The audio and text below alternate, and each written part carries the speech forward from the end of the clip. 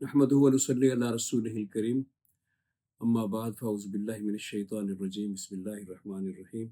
मुबारक हो आपको कि आप ऐसी किताब का खुतबा अव्वल आज शुरू कर रहे हैं कि जो इस्लामी तारीख में उस वक्त लिखी गई जब 500 साल गुजर चुके थे जमूद के इस इस फ़लसफ़ियाना और इस कलामी तहरीर लिखे हुए, इससे पहले गज़ाली की तहरीर तहफ़तुल फ़िलासफ़ा। तो 500 साल तकरीबन गुजर चुके थे जब यह किताब लिखी गई। इसको मुस्लिम नशत सानिया की बुनियाद भी कहा जाता है, मुस्लिम रेनेसांस की फाउंडेशन भी कहा जाता है। अगरचे इमाम शाह वलीउल्लाह ने हुज्जतुल्लाहिल बालिग़ा लिखी, लेकिन वो जदीद अहद के मसाइल से कुछ पहले लिखी गई, तो इसलिए वो उनको एड्रेस नहीं कर सकी और वो पूरी उम्मत मुस्लिमा के लिए उस तरह से एक निशात की नवीद भी नहीं थी। खुतबात पे तो बात कि खुतबात ओवरऑल क्या हैं, बहुत से दीगर असातिज़ा ने की होगी, इसलिए मैं उस ज़िक्र को नहीं छेड़ता कि मेरा वक्त खुद एक खुतबे के लिए भी कम है। लेकिन खुतबे अव्वल के बारे में मैं ये कहूँगा कि ये पूरे खुतबात की तमहीद है। ये 7 खुतबात, जो 7वां खुतबा बाद में लिखा गया, अब 6 खुतबात बुनियादी तौर पे इकबाल ने एक ऐसे ज़हन के साथ लिखे हैं जिसे हम कहते हैं कि एक रिकंस्ट्रक्शन के इरादे से, the reconstruction of religious thought in इस्लाम। बहुत से लोग इस लफ्ज़ को, रिलीजियस थॉट, इस टर्म को बहुत गलत तर्जमा करते हैं, मैंने बहुत जगह देखा है। अंग्रेज़ी में ये किताब लिखी गई है, तो ये जो लफ्ज़ है रिलीजियस एक्सपीरियंस, ये अंग्रेज़ी की एक टर्म है। इसको हम यूँ नहीं देख सकते कि लफ्ज़ रिलीजियस का मतलब है मजहबी और लफ्ज़ एक्सपीरियंस का मतलब है तजर्बा, ये यूँ नहीं है। तो ये एक टिपिकल टर्म है जो ग्रामेटिकली, जो वहाँ पे कोलोकली बोली जाती है। रिलीजियस एक्सपीरियंस उस तजर्बे को कहते हैं जो इनर एक्सपीरियंस है, और वो किसी साइकोलॉजी के डॉक्टर से पूछें तो वो कहेगा वो मरीजों को होता है रिलीजियस एक्सपीरियंस। यानी मैं जानबूझ के इस बात पे ये कह रहा हूँ कि रिलीजियस, मजहबी एक्सपीरियंस, तजर्बा, जिस मानी की तरफ हम पाकिस्तानियों को ले जाता है जो इस टर्म से वाकिफ़ नहीं है, ये टर्म उस मानी से मुख्तलिफ है खुद अंग्रेज़ी के बोलने वालों के दरमियान। और वो एक ऐसे इनर एक्सपीरियंस के लिए बोली जाती है जो चाहे बंदा मजहबी ना भी हो तो वो कहेगा कि I had a religious experience. मतलब क्या है कि मुझे एक मुराकबा सा हुआ है, इल्हाम सा हुआ है, मुशाहिदा सा हुआ है, मैं खो गया था, इस दुनिया से मेरा रिश्ता कट गया था, इस तरह के लिए वो इसके लिए यूज़ किया जाता है। तो पहला खुतबा नॉलेज एंड रिलीजियस एक्सपीरियंस जो है, इस हवाले से जो मैंने बात की, तो इसका तर्जमा अब यूँ बनेगा, नॉलेज हो जाएगा वो इल्म जो हम जानते हैं, जनरल इल्म, साइंस, फ़लसफ़ा और इस्तिखराज और इस्तिक़रा के ज़रिए हासिल किया गया इल्म, रैशनलिस्ट, एम्पिरिसिस्ट नॉलेज, उसके लिए हम बोलेंगे नॉलेज। तो हम कह सकते हैं कि उसको साइंस भी अगर हम बोल दें तो गलत नहीं होगा कि अहद हाजिर में जो कॉन्क्रीट इल्म है वो साइंस का है, फ़लसफ़े से भी ऊपर उसकी कॉन्क्रीटनेस को तस्लीम किया जाता है। तो इसलिए हम ये कह सकते हैं कि ये कहा जा रहा है कि इल्म बिल हवास, यानी साइंस का इल्म या जदीद इल्म, एंड रिलीजियस एक्सपीरियंस, वो दूसरा तजर्बा जो सूफिया को या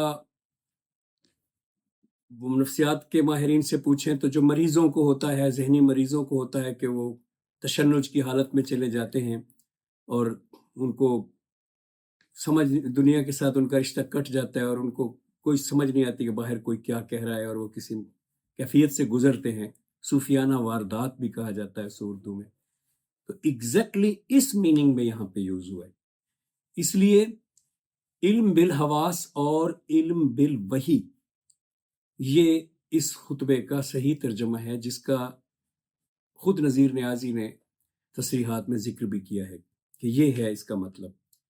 दूसरा इल्म बिल वही या इल्म बिल इल्हाम या इल्म बिल कश्फ, वो दूसरा इल्म है, और पहला है साइंस या इल्म बिल हवास। तो अब आपको خطبے کا نام لکھ لینا چاہیے اپنی نوٹ بک پہ کہ اصل میں انگریزی ٹرم جو مستعمل ہے انگریزوں میں، اس کے مطابق یہ بات ہو رہی ہے ایک صوفی کے اس تجربے کی جس کو بظاہر یہ سمجھا جاتا ہے کہ یہ کوئی روحانی واردات ہوئی ہے، اور سائنسی علم کی کہ ان دونوں کا اکٹھے اگر جائزہ لیا جائے تو کیا نظر آتا ہے کہ کیا اس میں بھی کوئی سائنٹیفک ایلیمنٹ ہے جسے ہم صوفی کا تجربہ کہہ رہے ہیں۔ This was the introduction. اب جب یہ خطبہ شروع ہوتا ہے اور ریکنسٹرکشن میں پہلی جو 2-3 لائنیں ہیں خطبہ اول کی، آپ میں سے کچھ لوگوں نے ضرور وہ پڑھی بھی ہوں گی، وہ یہ لائنیں ہیں کہ اس کائنات کا انسان کے ساتھ کیا رشتہ ہے، اور اس رشتے کی بنا پر انسان کو کیا طرز عمل اختیار کرنا چاہیے۔ اقبال کے جو آگے چل کے ایک اور خطبے میں الفاظ ہیں، ان کی روشنی میں اسی بات کو دوبارہ کہنے لگا ہوں تاکہ اور زیادہ وضاحت کے ساتھ آپ کے سامنے آ جائے۔ ایک اور خطبے میں اقبال اسی بات کو کہتے ہیں کہ جہاں ہم پیدا ہوئے، یعنی یہ دنیا، جہاں ہم پیدا ہوئے، اس کے ساتھ، اس جگہ کے ساتھ ہمیں کس طرح برتاؤ کرنا ہے۔ ہمیں اس جگہ کو جو دنیا ہے اپنا سمجھنا ہے یا پرایا سمجھنا ہے، یہ مین کویسچن ہے، اور یہی مین کویسچن جو ہے وہ وحدت الوجود اور وحدت الشہود کو بھی پیدا کر دیتا ہے آگے چل کے۔ ریلیجن ورسز فلسفی، تو وہاں پہ پہلے جو 3 لائنیں ہیں ان میں یہ ہے کہ فلسفہ اور مذہب اور اعلیٰ شاعری، ان تینوں کے سامنے جو سوال ہے وہ سوال یہ ہے کہ یہ کائنات کیا ہے، کیا اس کائنات میں کوئی پرماننٹ ایلیمنٹ ہے یا یہ ایسی ہی ختم ہو جائے گی کسی دن، دوامی ایلیمنٹ ہے، اور پھر ہم انسان یہاں کیوں ہیں اور ہم کون ہیں، اور ہمارا اس کائنات کے ساتھ کیا تعلق ہے، اور اس تعلق کی بنا پر ہماری ذمہ داری کیا ہے، ہمارا طرز عمل کیا ہونا چاہیے، ہم اسے اپنا گھر سمجھیں یا ہم اسے پرائی جگہ سمجھیں۔ تو یہ 3-4 لائنیں میں نے خطبے کی بول دی شروع کی۔ اب یہاں جو تصویریں دی ہوئی ہیں، ان میں ایک تصویر میں ایک شخص نے زمین کو کمر پر اٹھا رکھا ہے، ایک شخص شاید چاند پہ یا کسی اور پلانٹ پہ بیٹھا ہے اور وہ دور سے زمین کو یا کسی اور پلانٹ کو دیکھ رہا ہے۔ اسی طرح کائنات کو دیکھنے کی مختلف افراد کے پوز ہیں۔ تو ایسا میں نے کیوں کیا ہے؟ ایسا میں نے اس لیے کیا ہے کہ اس کائنات کے ساتھ ہمارا ذمہ داری کا تعلق ہے، لاپرواہی کا تعلق ہے، اپنے پن کا تعلق ہے، پرائے پن کا تعلق ہے۔ وحدت الوجود کی طرف جائیں گے تو وہ کہے گا اپنے پن کا تعلق ہے۔ یہ سب ہمارے دوست ہیں، یہ درخت، یہ پودے، یہ کائنات۔ اور اگر آپ اقبال کی طرف جائیں گے جو وحدت الوجود میں تھوڑی سی کریکشن کر دیتے ہیں، تو وہ کہیں گے یہ ہمارے دوست نہیں ہیں، کائنات کو تسخیر کرنے کے لیے ہمیں بھیجا گیا ہے، اور جسے تسخیر کیا جاتا ہے اس سے محبت اس طرح سے نہیں کی جا سکتی کہ اسے کاٹا نہ جائے، اسے لیبارٹری میں اٹھا کے لایا نہ جائے۔ یہ درخت ہے تو میں اسے کاٹ نہیں سکتا کیونکہ مجھے اس سے محبت ہے۔ یعنی اس کو تسخیر کرنا محبت کے زمرے میں نہیں آتا، بلکہ اس کو کہا جائے گا کہ ایک طرح سے وہ ہماری دشمن ہے، کیونکہ ہم مزاحم قوتوں کے ساتھ نبرد آزما ہیں، اور اس جنگ میں ہمیں کہا گیا ہے کہ ان کو تسخیر کر کے ان پر فتح حاصل کریں۔ دریاؤں کے رخ موڑیں، پہاڑوں کو کاٹ دیں، دریاؤں کو کاٹ دیں، درختوں کو کاٹیں اگر ضرورت پڑے تو یہ جو کائنات کی تسخیر کا خیال ہے قرآن کا، اور اقبال اسے بیان کرتے ہیں، یہ خیال ڈیفرنٹ ہے وحدت الوجود کے خیال سے، یا بدھ مت کے خیال سے، یونٹی آف بینگ کے اس خیال سے کہ جس میں آپ کسی جاندار کو، کسی چیز کو تکلیف نہیں پہنچاتے محض اس لیے کہ وہ بھی اس کائنات کا حصہ ہے اور آپ بھی، اور وہ آپ کی دوست ہے، جیسے اس کا حق ہے ویسے آپ کا حق۔ تو ڈیفرنٹ ویوز ہیں دونوں۔ اس سوال کو ایڈریس کرتا ہے فلسفہ، اس سوال کو ایڈریس کرتا ہے مذہب اور اعلیٰ شاعری۔ اسی صفحے پر، جو پہلا صفحہ ابھی میں بول رہا ہوں خطبے کا، اسی صفحے پر ہی اقبال اعلیٰ شاعری سے جو الگ ہو جاتے ہیں، کہتے ہیں کہ اس کی ہمیں ضرورت نہیں ہے اپنی آئندہ گفتگو میں، اور مذہب اور فلسفے کو لے کے آگے بڑھتے ہیں۔ اسی لیے سلائیڈ کا عنوان ہے ریلیجن ورسز philosophy. اب جو دوسرا صفحہ آپ اس خطبے کا بدلتے ہیں تو اس میں اقبال آغاز کرتے ہیں اس بات سے کہ مذہب اور فلسفہ جنہیں ایک دوسرے کا مخالف سمجھا جاتا رہا ہے ہمیشہ سے، ہمارے سامنے آج اس خطبے میں یہ سوال ہے کہ کیا وہ واقعی اسی طرح سے ایک دوسرے کے اپوزٹ ایٹریبیوٹس کے حامل ہیں؟ اور فکر اور وجدان، دو جو ٹرمز اقبال یوز کرتے ہیں، انٹیوشن وجدان کے لیے اور تھاٹ فکر کے لیے، تھاٹ اینڈ انٹیوشن جو ہے ان میں سے ایک کو فلسفے کی چیز سمجھیں آپ جو تھاٹ ہے، اور جو انٹیوشن ہے اس کو مذہب کی چیز سمجھیں. تو کیا فکر اور وجدان بالطبع ایک دوسرے کی ضد ہیں؟ کیا مذہب اور فلسفہ ایک دوسرے کی ضد اس لیے ہیں کہ مذہب کے فلسفہ جو ہے اس کا ٹول تو ہے لاجک، جبکہ مذہب لاجک کو اگنور کرتا ہے اور اس کا ٹول ایمان ہے، اور ایمان کسی بھی لاجک کو دیکھ کر نہیں بنایا جاتا جو عقلی ہو. کیا یہ باتیں جو لوگ کرتے ہیں یہ سچ ہیں؟ کیا ہمارے آس پاس جو آوازیں اٹھتی ہیں فیس بک پر، سوشل میڈیا پر، کہ سائنس اور مذہب کو آپس میں ریکنسیلیٹ کرنے والے دراصل مذہبی لوگ ہوتے ہیں، اور وہ چاہتے ہیں کہ مذہب کی تصدیق و تطبیق کی جائے سائنس کی مدد سے، تو اس لیے وہ فالس آپریشن کر رہے ہیں. مدعا میرا یہ ہے کہ یہ سوال اٹھاتے ہیں کہ مذہب اور فلسفے کے اس کویسچن کو ہم ایڈریس کرنے والے ہیں، اور جب ہم ایڈریس کریں گے تو فیصلہ آپ نے کرنا ہے ان دلائل اور ان استدلالات کو دیکھ کر جو آپ کے سامنے رکھے جائیں گے کہ کیا یہ بات کوئی اس میں سچائی ہے کہ مذہب اور سائنس ایک دوسرے کے دشمن.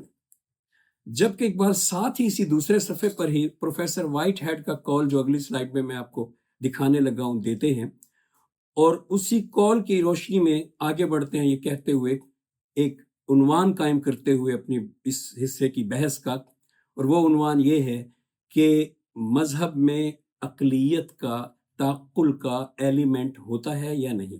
مذہبی میسج میں، اس میں مذہبی عمل میں، مذہبی میسج میں، اس میں کوئی ایلیمنٹ ایسا ہے جس کو ہم کہیں کہ وہ ریشنل ہے، وہ عقلی طور پہ سمجھا جا سکتا ہے، یا وہی بات جو ہمارے آس پاس لوگ کرتے ہیں کہ مذہب کا کام ہے آنکھیں بند کر کے.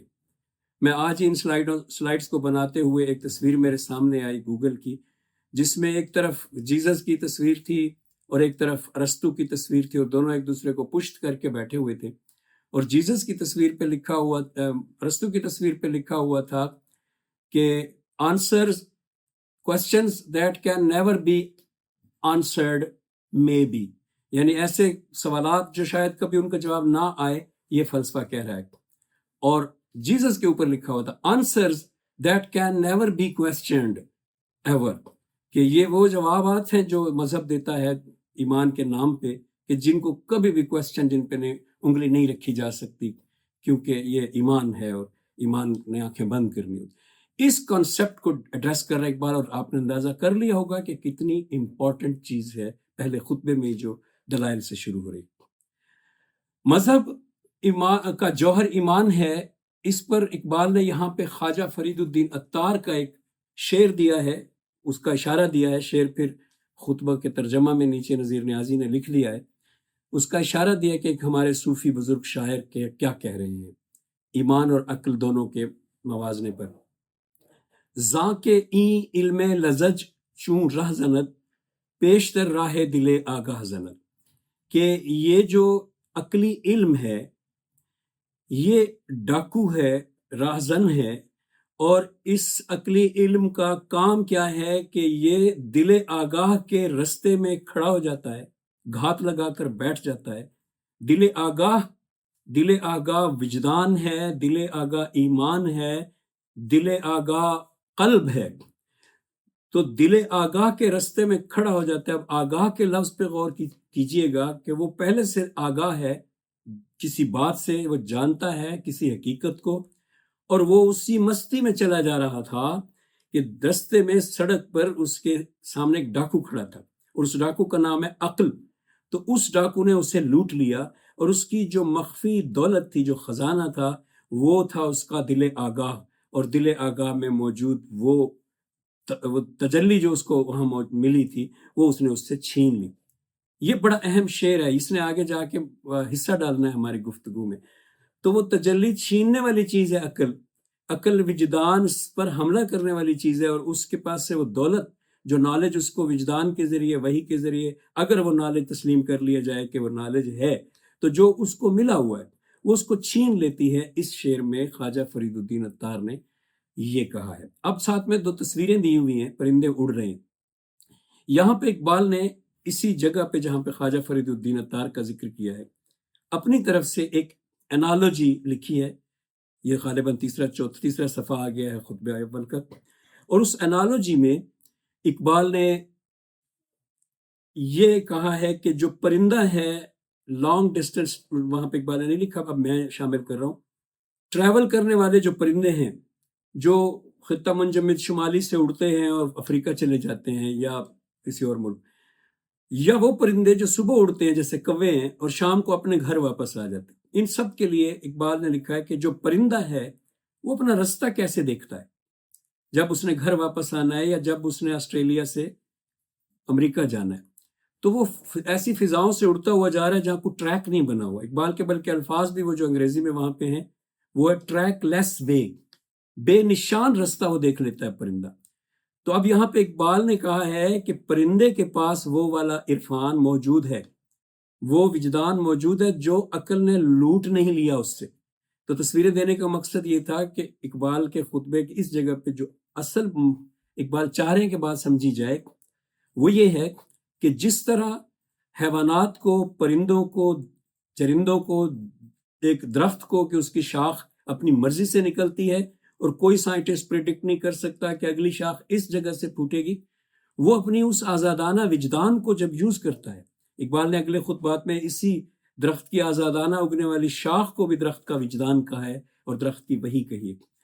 تو وہ جو پرندہ کا عرفان ہے یا ان مخلوقات کے پاس جو قدرت کی طرف سے عطا کردہ ہدایت ہے، اور جسے قرآن کریم نے بڑے واضح الفاظ میں کہا ہے کہ خلق فسوا والذی قدر فہدی، کہ چیزوں کو برابر برابر استوا کے ساتھ پیدا کر دیا گیا، پھر ان سب کو ہدایت بھی دے دی گئی۔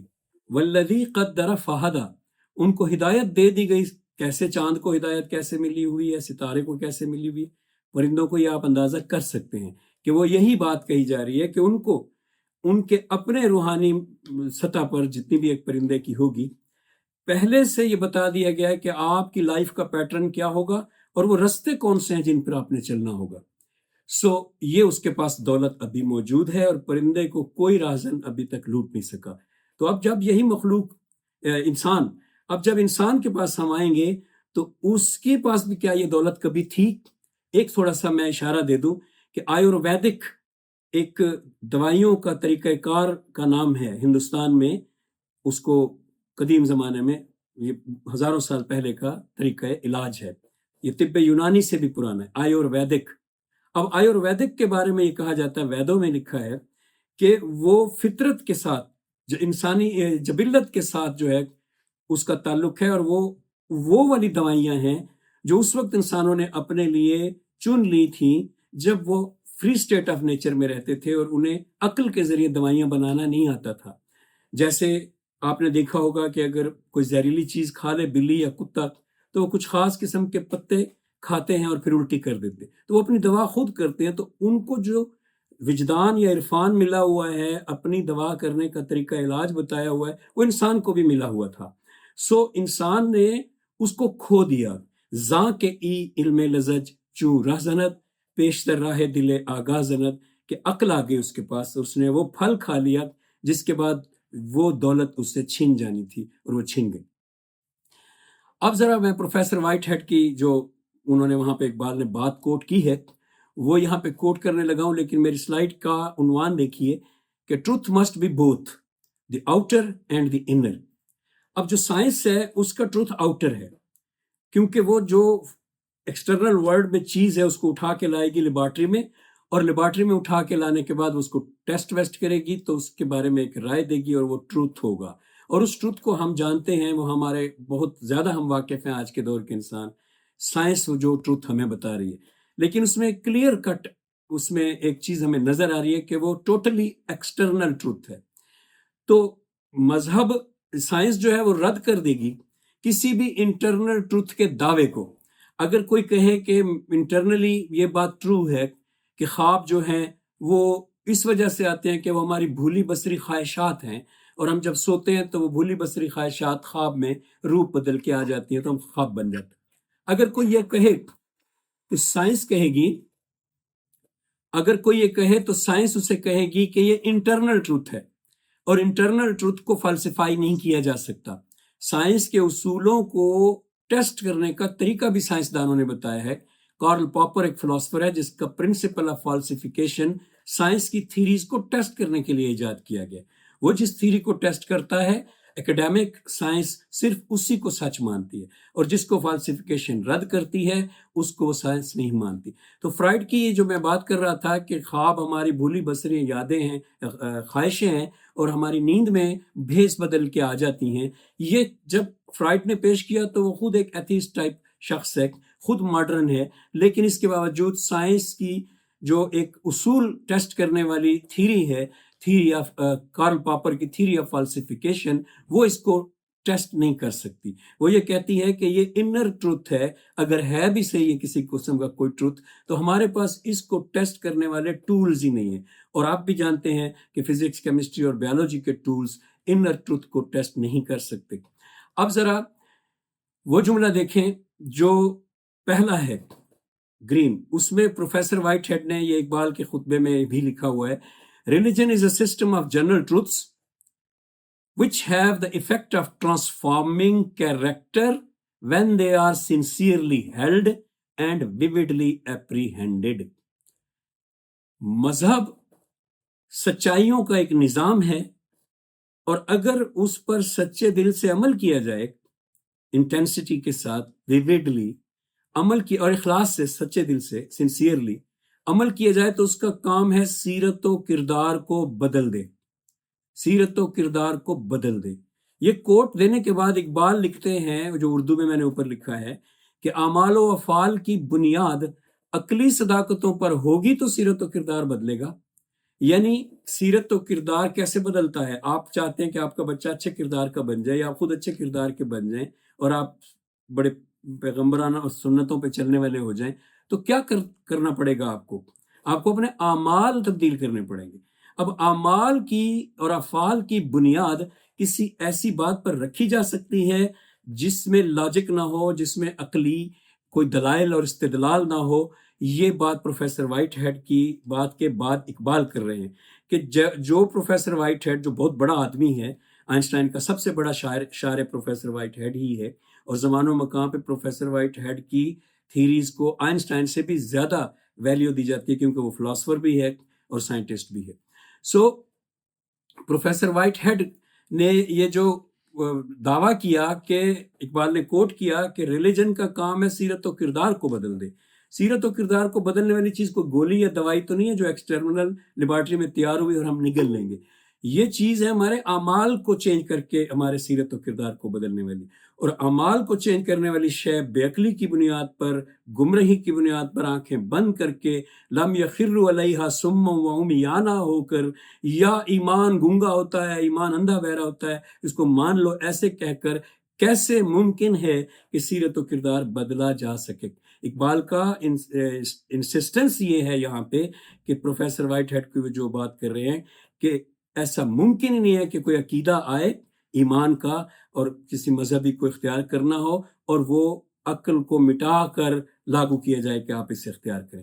یہ پروفیسر وائٹ، پھر وہ کہتے ہیں، پروفیسر وائٹ ہیڈ کا دوسرا قول اقبال وہاں دیتے ہیں 2 پیرے کے بعد، کہ the ages of faith are the ages of rationalism، کہ دراصل عقلیت کا ہر عہد، یہ جو نذیر نیازی کا ترجمہ ہے وہ بول رہا ہوں، عقلیت کا ہر عہد، ریلیجن کا ہر عہد، مذہب کا ہر دور، وہ عقلیت کا ہی دور تھا. اسی وجہ سے وہ عقلیت کا دور تھا کہ جو ہی ایمان کا کوئی نقطہ، کوئی عقیدہ افراد کے سامنے لایا جاتا تھا کہ اس پہ عمل کریں تاکہ آپ کا سیرت و کردار بدلے، تو اس میں جو ایلیمنٹ ہے عقلی استدلالی وہ اس میں موجود ہوتا تھا، تبھی لوگ اپنے اس کو لاگو کرتے تھے، ورنہ لوگ ریزسٹ کرتے تھے اور اس کو ایکسیپٹ نہیں کرتے تھے۔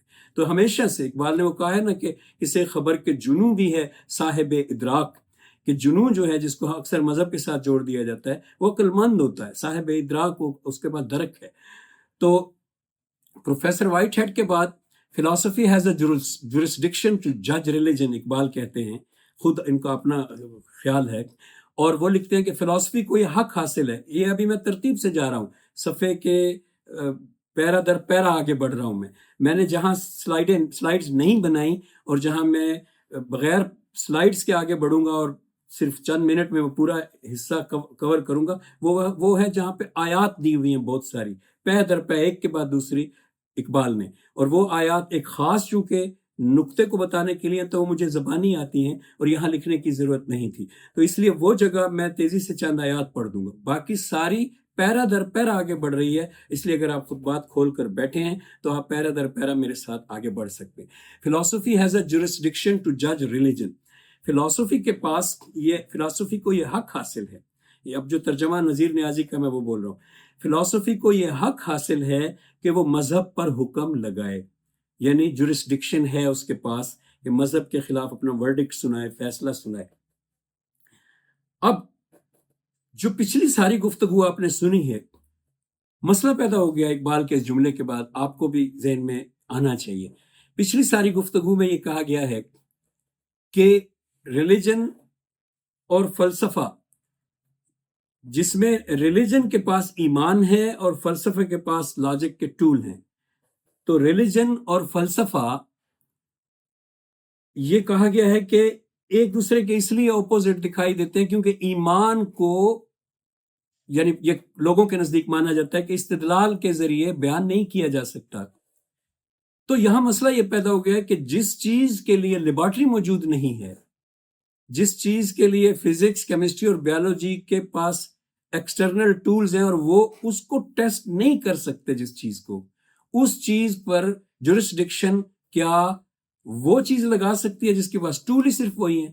یعنی ایک یوں سمجھ لیں کہ اگر ایک ڈاکٹر نے ٹول استعمال کرنا ہو دل کے کسی شریان کو کاٹنے کے لیے، اور ایک لوہار نے کوئی ٹول استعمال کرنا ہو لوہا کاٹنے کے لیے، تو لوہا کاٹنے والے ٹول سے دل کی شریان کاٹنے لگے تو ہم کہیں گے وہ ٹول نہیں ہے اس کام کے لیے۔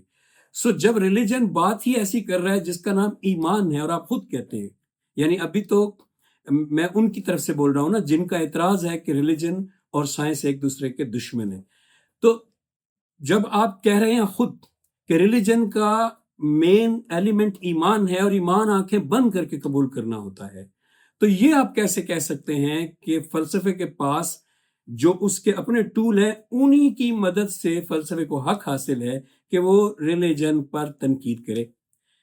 اقبال نے یہ جب جملہ لکھا کہ ہے حق حاصل، تو ساتھ میں یہی بات جو میں نے کی ہے وہ اپنی انداز میں بیان کی۔ اقبال نے لکھا کہ philosophy has the jurisdiction to judge religion but کے بعد بڑی دلچسپ بات ہے کہ جس چیز کو، یہ میں نذیر نیازی کا ترجمہ بول رہا ہوں، کہ جس چیز کو فلسفے نے جس پر حکم لگانا ہے، جس پر اپنا ورڈکٹ جاری کرنا ہے، اس کی نوعیت ہی ایسی ہے کہ فلسفہ پہلے اپنے ٹول چینج کرے، لوہاروں والے ٹول پھینک کے آئے۔ اس کی نوعیت ہی ایسی ہے کہ وہ کہہ رہی ہے انر ٹروتھ جو ہے اس کی طرف چھان بین کرو۔ اب فلسفے کے پاس ایسا کوئی ٹول ہی نہیں ہے، نہ ہی سائنس کے پاس ایسا کوئی ٹول ہے، تو اقبال کہتے ہیں کہ فلسفہ مذہب پر حکم تو لگا سکتا ہے، لیکن جس چیز پر وہ حکم لگا رہا ہے اس کی نوعیت ہی ایسی ہے کہ اگر اس کے بارے میں اس نے کوئی رائے دینی ہے، ججمنٹ دینی ہے، تو پہلے اپنے ٹول بدلے اور اس کی اہمیت کو سمجھے کہ وہ کہاں سے پھوٹ رہی ہے۔ کیا علم بالحواس کی طرح سے اندر سے جو علم بالوحی ہے اس کو ٹیسٹ کرنے کے لیے علم بالحواس کے سیم ٹول یوز کیے جا سکتے ہیں؟ یہ اعتراض اقبال کا ہے۔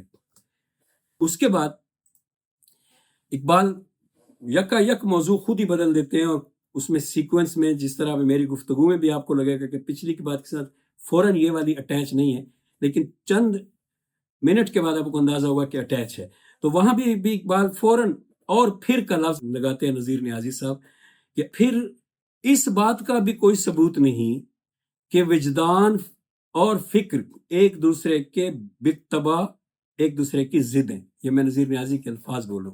بالتبع ایک دوسرے کی ضد ہے اور پھر اس بات کا بھی کوئی ثبوت نہیں. یہاں سے موضوع تھوڑا سا چینج ہو کر یکا یک شروع ہو جاتا ہے اور پھر پوری گفتگو فکر اور وجدان پر ہوتی ہے. تو یہ اس سے جدا اس لیے نہیں ہے کہ ایک ان میں فکر ہے جو سائنس کو ڈیل کرتی ہے اور دوسرا وجدان ہے جو مذہب کو ڈیل کرتا ہے، قلب کو ڈیل کرتا ہے. تو اس لیے بات وہ پچھلی ہی ہے، لیکن انداز ایسے ہے جیسے آپ خود بات پڑھ رہے ہیں تو آپ کو لگے گا موضوع بدل دیا.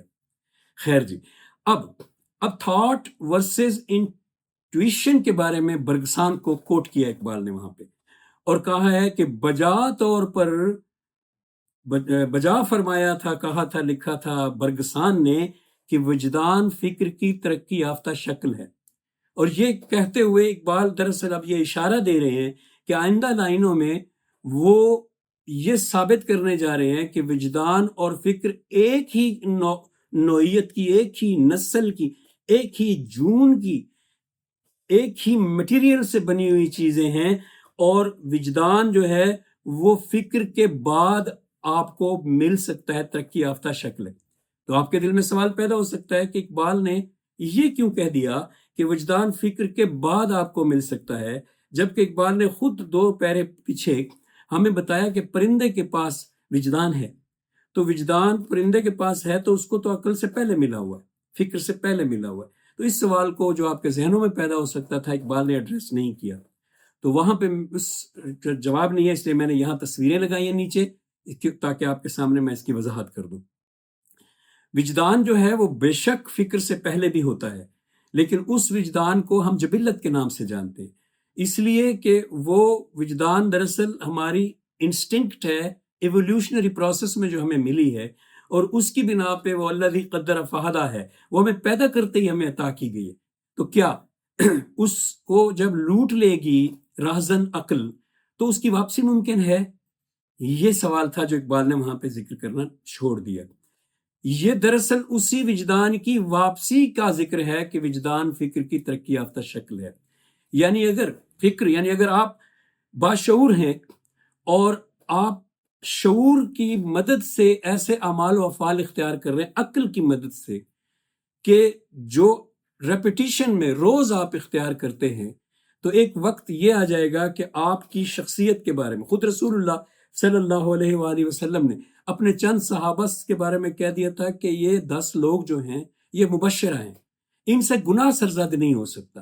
میننگ کہ آپ کی فکر ترقی کر کے اس مقام پہ پہنچ گئی ہے کہ پھر آپ کو پرندے کا عرفان واپس مل گیا ہے کہ آپ چاہ کر بھی اب ایسی کوئی حرکت نہیں کر سکتے جو عقل التباس ڈال کر آپ سے کروایا کرتی تھی. عقل پر آپ فاتح ہو چکے ہیں. تو جب اقبال نے لکھا نا کہ بجا فرمایا ہنری برگسان نے کہ وجدان فکر کی ترقی یافتہ شکل ہے، تو یہ مراد تھی. میں نے اپنی ایک کتاب میں اس کو مزید اس کے ساتھ وضاحت کی ہے، اس کی ترکیبات کے ساتھ، وہ بھی جلدی سے میں آپ کو بتا دیتا ہوں.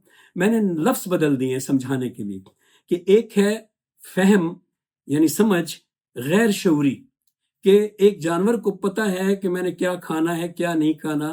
ایک چھوٹے سے پہلے دن کے پیدا ہوئے بچڑے کو پتہ ہے کہ میری ماں کے تھن کہاں ہے، میں نے کہاں جا کے دودھ پینا ہے.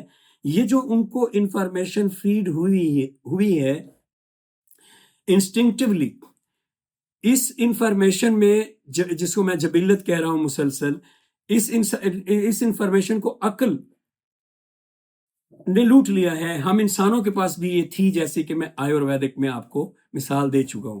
اب اس کو واپس لانے کی بات ہے جو اس کی ترقی یافتہ شکل ہے بیسیکلی وجدان فکر کی. لیکن برگسان کو کوٹ اس لیے کیا گیا ہے کہ برگسان کا جو کریٹیو ایولیوشن ہے، برگسان کی کتاب میں نے بھی پڑھی ہے، برگسان کی جو ایولیوشن ہے، نظریہ ارتقاء ہے برگسان کا، اس کا نام ہی کریٹیو ایولیوشن ہے. کہ برگسان کا یہ ماننا ہے کہ ایولیوشن کا آخری جو خط پہ اونچا سب سے انٹری ہے، جس کو آپ نے انٹر کیا نام، وہ ہے وجدان. اور نیچے سے ایولیوشن ہو رہا ہے، مادی زندگی سے ہو کر آیا ہے، شعور بنا ہے، اور پھر وجدان. یہ مانسٹ نظریہ سمجھا جاتا ہے. ڈوئلسٹ نظریہ اس کے اگینسٹ ہے کہ وجدان جو ہے وہ باہر سے آئی ہوئی چیز ہے، یا مائنڈ باہر سے آئی ہوئی چیز ہے، یا کانشیسنس باہر سے آئی ہوئی چیز ہے، اور یہ مادی ترقی یافتہ جسم کی آخری ارتقاء یافتہ شکل نہیں ہے۔ اس کو کہتے ہیں ڈوئلسٹ نظریہ، کہ روح الگ چیز ہے اور جسم الگ چیز ہے۔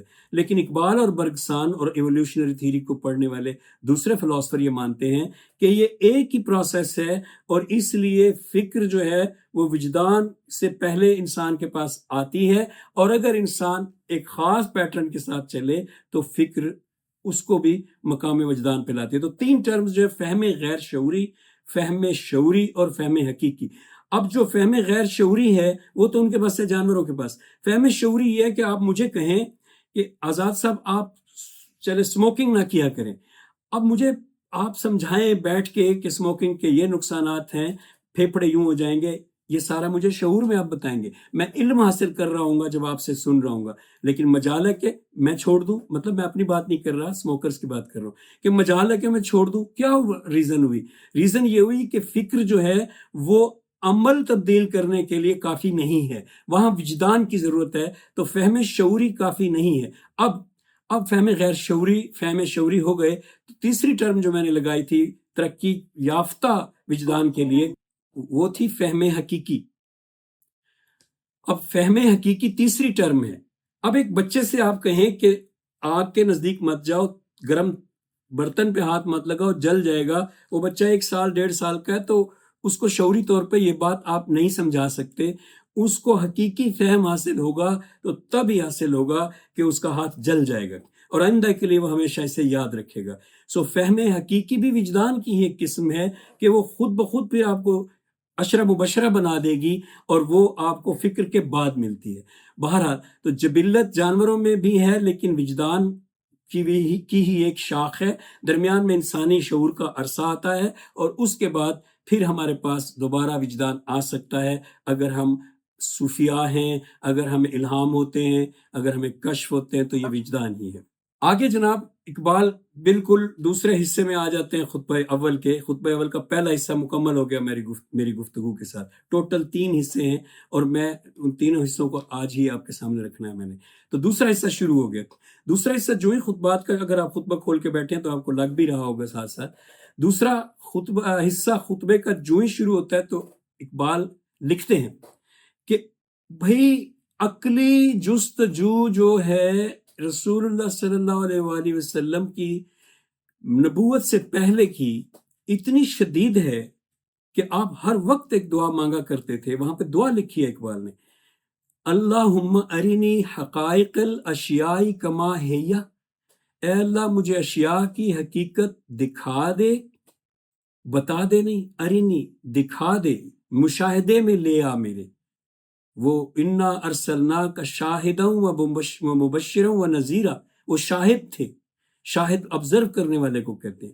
تو اے اللہ مجھے دکھا دے، ارنی، اے اللہ مجھے ان کا نظارہ کرا دے، جو اشیاء ہیں ان کی حقیقت کا۔ اشیاء میں تو سب چیزیں آتی ہیں، جس میں سائنس کی آبجیکٹس بھی آتے ہیں، اور جس میں انر ٹروتھ کے بھی آبجیکٹس آئیں گے اور آؤٹر ٹروتھ کے بھی آبجیکٹ آئیں گے۔ تو یہ دعا رسول کریم نے مانگی۔ تو آپ سوچئے کہ جو لوگ یہ کہتے ہیں کہ ایمان آنکھیں بند کرنے کا نام ہے، ان سے سوال کیجئے کہ کیوں کر ممکن ہے کہ یہ دعا مانگنے والا اطمینان قلب حاصل کیے بغیر کوئی مافوق الفطرت دعویٰ قبول کر لے، ایون کہ یہ دعویٰ بھی کہ خدا وجود رکھتا ہے۔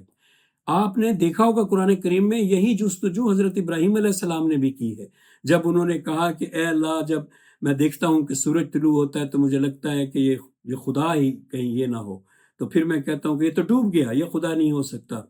تو سورج طلوع ہوتا کہ ہاذا ربی ہاذا اکبر، یہ میرا رب ہے کیونکہ یہ بڑا ہے۔ تو پھر وہ ڈوب گیا تو کہا نہیں، اس 4 5 6 چیزیں قرآن میں وہاں پہ ترتیب سے حضرت ابراہیم علیہ السلام نے مشاہدہ کی، پھر رائے دی کہ ڈوب جانے والا میرا خدا نہیں ہو سکتا، فلاں چاند میرا خدا، وہ قرآن میں ہے آیات۔ اور اس کو سارے کے سارے مفسرین کہتے ہیں، سارے کے سارے مفسرین کہتے ہیں کہ وہ جو قرآن کریم میں آیات ہیں حضرت ابراہیم علیہ السلام کی جستجو والی، تو ان آیات میں حضرت ابراہیم علیہ السلام اطمینان قلب کے لیے، ورنہ وہ پیغمبر ہیں، وہ کیوں کسی ملحد کی طرح سوال اٹھائیں گے کہ مجھے حقیقت دکھا، اطمینان قلب کے لیے مشاہدہ کروانا ہوتا ہے، کیونکہ مشاہدہ کر لینے کے بعد فکر ترقی کر کے وجدان بن جاتی ہے۔ تو یہاں ذہن میں رکھیے، اور یہاں پہ سلائیڈ پہ ایک تصویر آپ دیکھ رہے ہوں گے، لیزلی ہیزلٹن کی تصویر ہے۔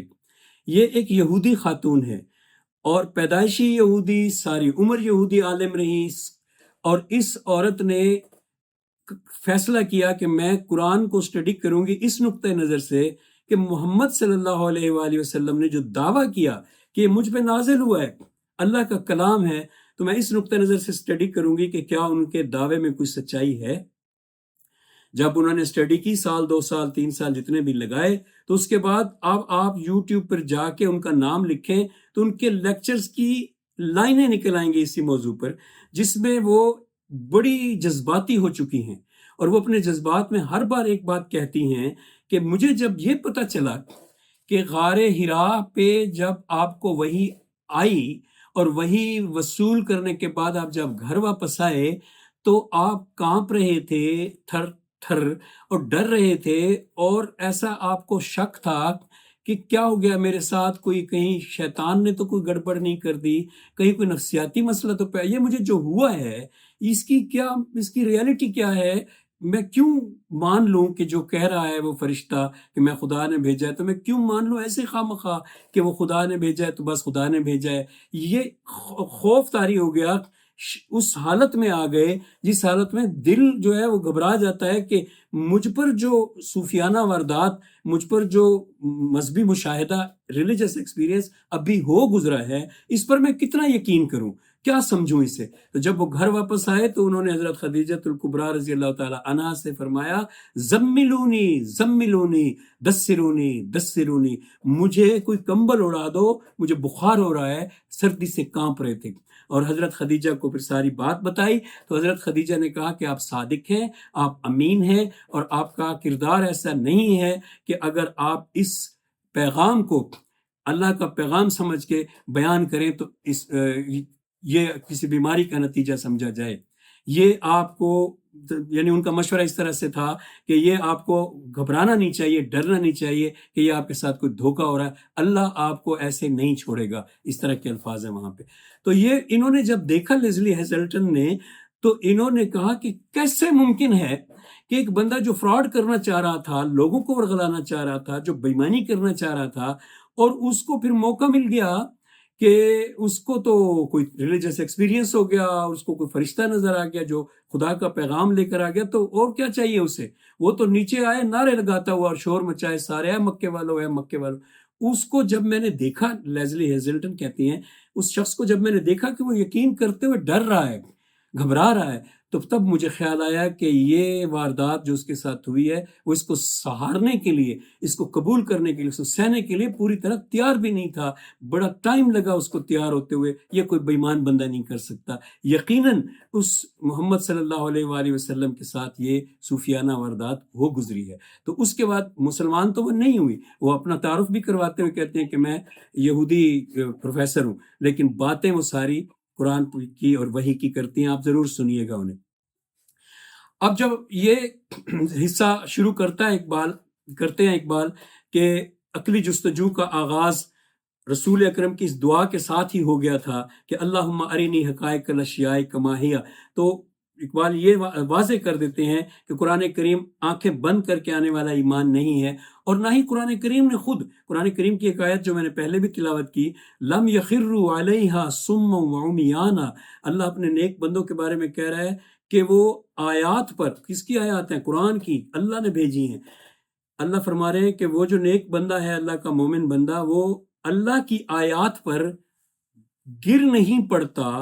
لم یخروا کا مطلب ہے نہیں گر پڑتا، صما وعمیانا، اندھا ہو کر اور بہرا ہو کر، یعنی اس کے سامنے آیت بیان کی جائے، اور وہ جو ایمان کے بارے میں ہمیں کہا جاتا ہے کہ یہ ایمان کی شرط ہے کہ کوئی سوال نہ کرو، یعنی اس کے سامنے جب آیت بیان کی جائے تو آنکھیں بھی بند کر لے، کانوں پہ بھی روئی ڈال لے، اور اس آیت پہ گر پڑے کہ ہاں جی اللہ نے کہہ دیا تو یہ تو بس میں مان گیا ہوں۔